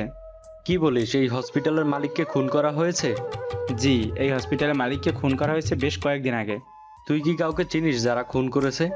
আমি কিভাবে জানবো, কিন্তু আমার সন্দেহ আছে কয়েকজনের উপরে। কি বলিস, তাদের নাম কি? এভাবে আর সত্যিকে লুকিয়ে রাখতে হবে না মিস্টার, আমি কিন্তু সবকিছুই জানি। তার মানে তুই সবকিছু জেনে গেছিস, তাই তো? আমি সবকিছু মালিকের ছেলেকে বলে দেব। তারপরে আমি নিশ্চিত যে এখানে কেউ একজন আছে যে আঙ্কেলকে খুন করেছে। তার মানে তাকে তো দেখতে হবে। মানুষটাকে দেখার জন্য আমি দ্রুত কেবিনে দেখি রুমে কেউ নেই। রুমটা কেমন জানি অন্ধকার, ঘুটঘুটে কালো। এই মেয়ে, এখানে তোমার কি? এই রুমে কেউ আসে নাকি? এই রুম তো সবসময় অন্ধকার থাকে। এখানে দুজনে ব্যক্তিগত কথা বলতেছিল। কণ্ঠ আমি চিনি না, তারা আপনার বাবার খুনের বিষয় নিয়ে আলোচনা করতেছিল। কি বলো, তোমার মাথা ঠিক আছে? এই রুমে কেউ প্রবেশ করতে পারে না। আমি স্পষ্ট শুনেছিলাম যে তারা আঙ্কেলের ব্যাপারে কথা বলতেছিল। যদি এই কথাটা সত্যি হয়, তাহলে এই রুমের চাবি যার কাছে আছে সে এই ব্যাপারটা ভালো করে জানা আছে। এখন আমাকে তাকে খুঁজতে হবে যে কার কাছে রুমের চাবি আছে। কেন, আপনি তো এই হসপিটালের ডক্টর, তাহলে তো আপনার তো জানার কথা যে কার কাছে এই রুমের চাবি থাকে আর কে কি করে। এই বিষয়ে তো আপনার জানা উচিত, তাই না? আমার জীবনে একটা কালো অধ্যায় রয়েছে, যে অধ্যায়ের কথা আমি কখনো তুলতে চাই না। আপনি কি বলতেছেন? আপনাদের হসপিটালের আপনি খোঁজ খবর নেন না, সেটা কি করে হয়? আপনি তো দায়িত্বহীন মানুষ। আমি ডক্টরেট পাশ করার পর হসপিটালে আসা বন্ধ করে দিয়েছি। আমি হসপিটালের কোনো খোঁজ খবর নেই না, সবকিছু আব্বু দেখাশোনা করতো। তাও অন্তত হসপিটালের খোঁজ খবর রাখা উচিত ছিল। যদি হসপিটালে খবর না নেন, তাও আপনার আব্বুর খোঁজ রাখা উচিত ছিল আপনার, যে কার সাথে ওনার দ্বন্দ্ব রয়েছে। আমার জানা মতে আব্বুর এই হসপিটালে কোনো শত্রু থাকতে পারে না, কারণ আমি তো ভালো মনের মানুষ হতে পারি না। ভালো মানুষগুলো সবসময় শত্রু বেশি থাকে, এটা হয়তো আপনার অজানা না। এসব বিষয় নিয়ে এখন তর্ক করতে চাচ্ছি না। আমি শুধু জানতে চাচ্ছি ব্যক্তি দুইটা কে ছিল, আর তুমি কি আরেকবার সেই ব্যক্তিদের কণ্ঠ শুনে চিনতে পারবে যে এরাই ভিতরে ছিল? আমি যেহেতু তাদের কণ্ঠ শুনেছি একবার, সেহেতু যদি তাদের কথা আমি কিছুক্ষণ শুনি তাহলে অবশ্যই চিনতে পারবো। আর তারা কথায় কথায় একটা কথা উচ্চারণ করেছিল। কি সেই কথা? এমন কোনো ক্লু রেখেছে তারা যেটা তাদেরকে ধরার জন্য যোগ্য? তাহলে একটা কথা উচ্চারণ করতেছিল, যদি বড়বাবু জানতে পারে তাহলে দুজনকে ইনাকে খুন করে ফেলবে। তার মানে তারা খুনি না, খুনি অন্য একজন। কি বলতেছো? এত বড় রহস্য, আর আমি এর কিছুই জানি না? জানবেন কিভাবে? মেয়ে নিয়ে বারে যান, ক্লাবে যান, নাইট ক্লাবে যান, তাহলে তো আপনার আব্বুর খোঁজ খবর সবকিছু রাখতে পারবেন, তাই না? সেটা আমার মুখের উপর তর্ক করা বা জোরে কথা বলার সাহস কি করে হলো তোর? উচিত কথা বললে সবার গায়ে লাগে, সেটা আমি আগে থেকেই ভালো করে জানি। এখন অযথা আপনার সাথে কথা বলে আমার টাইম ওয়েস্ট করার কোনো ইচ্ছা নেই। কথা কিন্তু একটু সাবধানে বলবা, বুঝছো? বেশি রকম তেরা বেকার কথা বলবা না। আপনাকে আমি কি বলেছিলাম? আমি 1 মাসের মধ্যে আপনার আব্বুর খুনিদের আমি বের করব।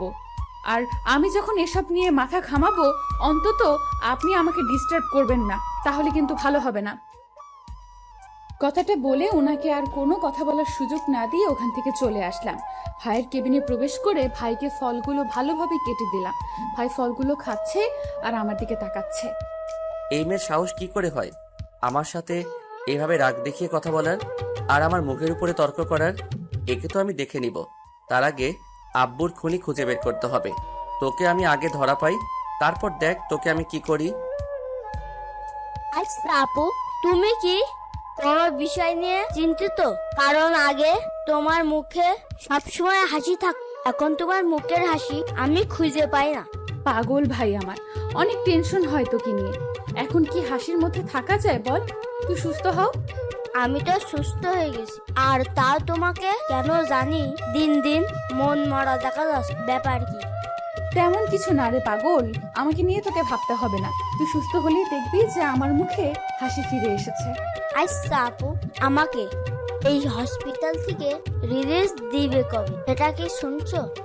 না রে ভাইয়া, এইখানে যে হসপিটালের মালিক আছে না, তিনি খুন হয়েছে।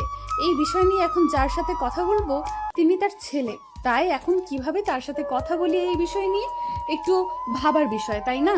কি বলিস আপু, সত্যি নাকি ওই আঙ্কেলটা খুন হয়েছে? আরে ভাইয়া, ওই আঙ্কেলটা খুন হওয়ার পর থেকেই তো। কি হলো আপু, তুমি গেলে কিসের জন্য? বলো কি হয়েছে। তারপর থেকে তেমন কিছু না, আম্মুর সাথে তো ভালো মতো দেখা হলো না। তুই আম্মুকে বলিস যে আপু এসে তোর সাথে কথা বলে গিয়েছিল। এখন কোথায় যাবি তুই? আর এত তাড়াহুড়ো করছিস কেন? তোর কি বাইরে কোনো কাজ আছে? জি ভাইয়া, অনেক ইম্পর্টেন্ট একটা কাজ আছে। আমি হসপিটালে আশা করি থাকবো, কিন্তু রুমে আসার বেশি একটা সময় পাবো না। জানে থাকিস আপু, কারণ বলা যায় না। যেহেতু এই হসপিটালের মালিক খুন হয়েছে, নিশ্চয়ই খুনি হসপিটালে আছে।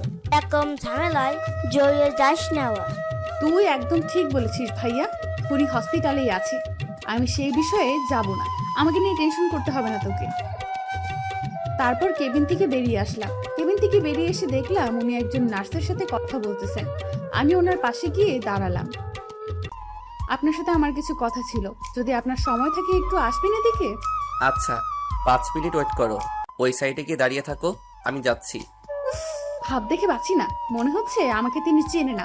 অপরিচিত লোকের সাথে যেভাবে ব্যবহার করতেছে, আমার সাথে ঠিক সেইভাবেই ব্যবহার করতেছে। মন চাচ্ছে মাথায় বাড়ি মেরে ওনাকেও খুন করে ফেলি। কি যেন বলতে চাইছিলেন বলেন, আমার হাতে বেশি সময় নেই। আসলে আমার মনে হচ্ছে খুনি এই হসপিটালের কোনো উচ্চপদস্থ ব্যক্তি হবে, কারণ তিনি হয়তো চাচ্ছে যে হসপিটালটা তার হয়ে যায়। তুমি কি বোঝাতে চাচ্ছ? এখানে উচ্চপদস্থ যেগুলো ডক্টর আছে সেগুলো আব্বুকে কখনোই খুন করতে পারে না। আচ্ছা, আপনাকে কিছু করতে হবে না, আমাকে শুধু একটু সাহায্য করেন। উচ্চপদস্থ ব্যক্তিদের নামগুলো আমাকে একটু দেখান, তারা কোথায় থাকে, কি করে, এই ডিটেলসটুকু অন্তত আমাকে এনে দিতে পারবেন, তাই না?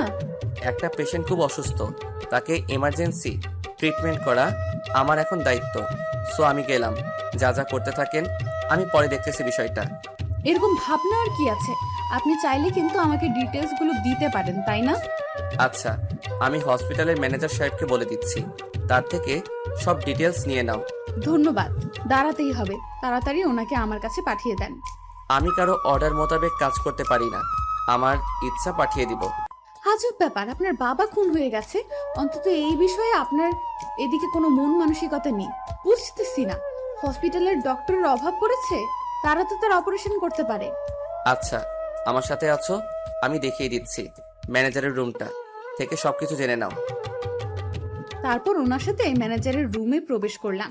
ম্যানেজার ওনাকে দেখে সালাম দিলে, উনি ম্যানেজারকে বুঝতে পারলো, আর না পারলে আমরা গিয়ে বসে পড়লাম। ম্যানেজার সাহেব, আপনার একটু দায়িত্ব বেড়ে যাচ্ছে, এখন উনাকে কিছু ইনফরমেশন দিতে হবে আপনাকে। সেটা না হয় বুঝলাম, কিন্তু ওনাকে তো এই হসপিটালে আগে কখনো দেখিনি, আর অচেনা অপরিচিত ব্যক্তিকে হসপিটালের ডিটেলস দেওয়া কি ঠিক হবে?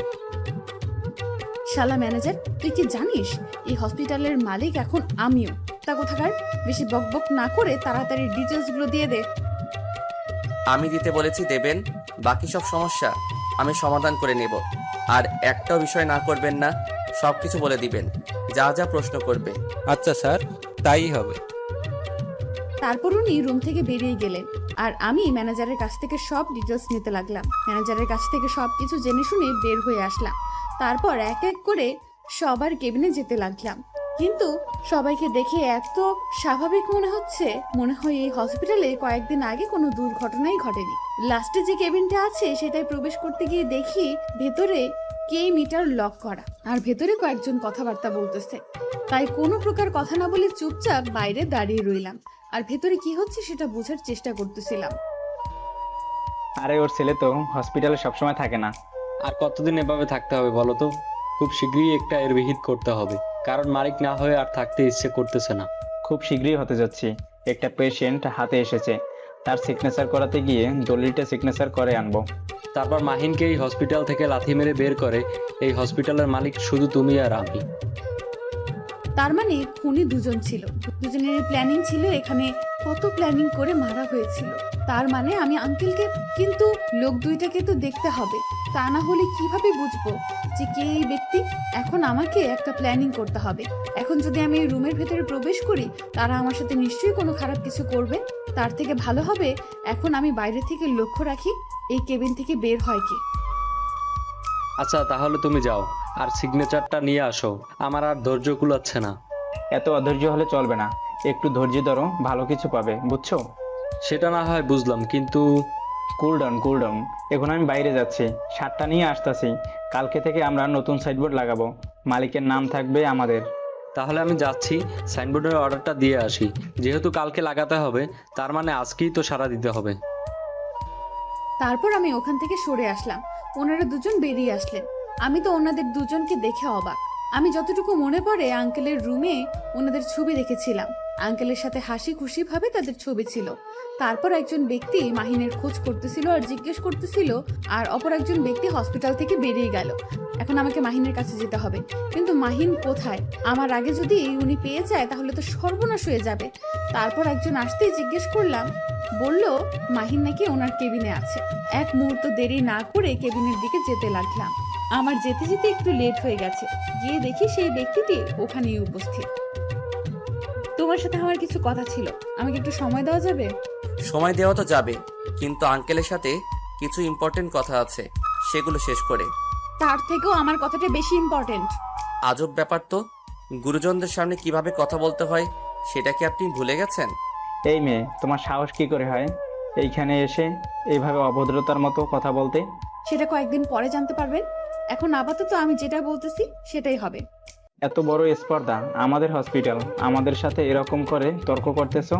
আঙ্কেল, আপনি একটু শান্ত হয়ে বসুন, আমি বিষয়টা হ্যান্ডেল করতেছি। মাহিন বাবাজি, আমার একটা পেপারে সিগনেচার লাগবে। তোমার সিগনেচার দিয়ে তারপর তুমি বিষয়টা দেখো।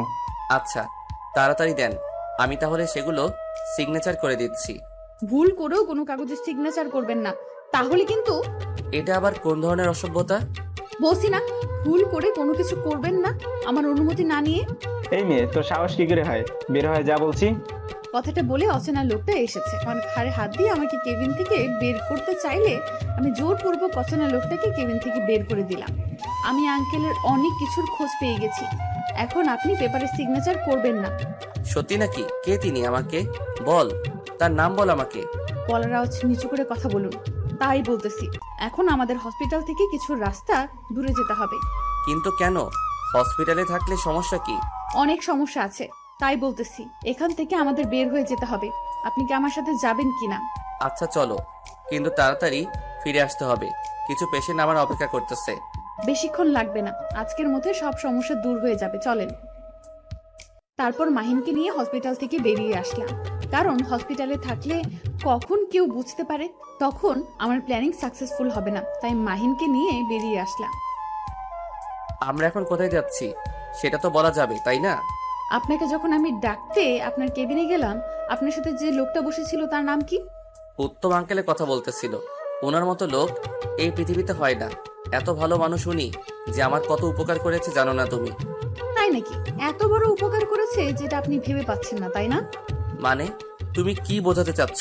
আপনি জানেন আপনাকে কেন সেই ফাইলে সিগনেচার করতে দিলাম না?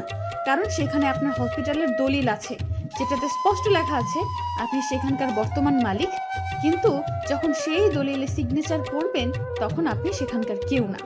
মানে কি বোঝাতে চাচ্ছ তুমি? ক্লিয়ার করে বলো। কারণ উনি আর ওনার একজন বন্ধু আছে, ওই দুজন মিলে আঙ্কেলকে খুন করেছে। কথাটা বলার সাথে সাথে মাহিন গাড়ি ব্রেক করলো। কি বলতেছো? এটা কখনোই সম্ভব না, কারণ উত্তম আঙ্কেল কখনো এরকম কাজ করতে পারে না। উত্তম আঙ্কেল এই কাজ করেছে, ওনার একজন পার্টনারও আছে, তিনি সাইনবোর্ড বানাতে গিয়েছে ওনাদের মালিকানার। আমি এখন ওই দুজনকে আমি পুলিশে দেব। আমাদের কাছে এখনো কোনো উইটনেস নেই, তাই এরকম বোকামি করা ঠিক হবে না। এখন গিয়ে উইটনেস খুঁজতে হবে, তারপর তাদের উপর হস্তক্ষেপ করতে হবে। তুমি তো ঠিক বলেছ, তাহলে চলো এক্ষুনি হসপিটাল যেতে হবে। তারপর দুজনেই আবার হসপিটালের উদ্দেশ্যে রওনা দিলাম, কিন্তু পথের মধ্যেই কয়েকজন ছেলে দাঁড়িয়ে পড়লো। এই ছেলেগুলোকে কি তুমি চিনো? তারা কারা হতে পারে? আজব ব্যাপার, আমি কি কোনো ছেলে ফেলের সাথে মিশি নাকি যে আমি চিনব? আপনি চিনেন নাকি তাই বলেন। তোমাদের কাউকে চিনতে হবে না, বুঝতে পারছো? এখন আমি তোমাদের সাথে পরিচয় করিয়ে দিচ্ছি। এরা হচ্ছে আমার পোষা কিছু মাসুম বাচ্চা। এদেরকে আমি যেটা করতে বলি এরা সেটাই করে, কারণ তারা আমার টাকায় চলে। কিছুটা হলেও বুঝতে পারছো কি বলতে চাচ্ছি? আঙ্কেল, আপনি এখানে আর এই ছেলেগুলো আপনার? আর আপনি কি এখানে কোনো দণ্ড করতে যাচ্ছেন? কার সাথে দণ্ড করতে চাচ্ছেন? কিছু হয়েছে নাকি আপনার সাথে? কেউ কিছু বলছে আপনাকে? তুমি করে ফেলেছো, আমাকে কিছুই জানাওনি। আরো অনেক কিছু বাকি আছে, সেগুলো তো দেখবে, তাই না? Wait and see. তারপর গাড়িতে দুজনের মাঝে অনেক খুনসুটি ঝগড়া হলো। দুজনে খুনসুটি ঝগড়া করতে করতে বাসায় এসে পৌঁছালাম। হয়েছে, অনেক ঝগড়া করেছো, আজকে আমার মুখ ব্যথা করবে।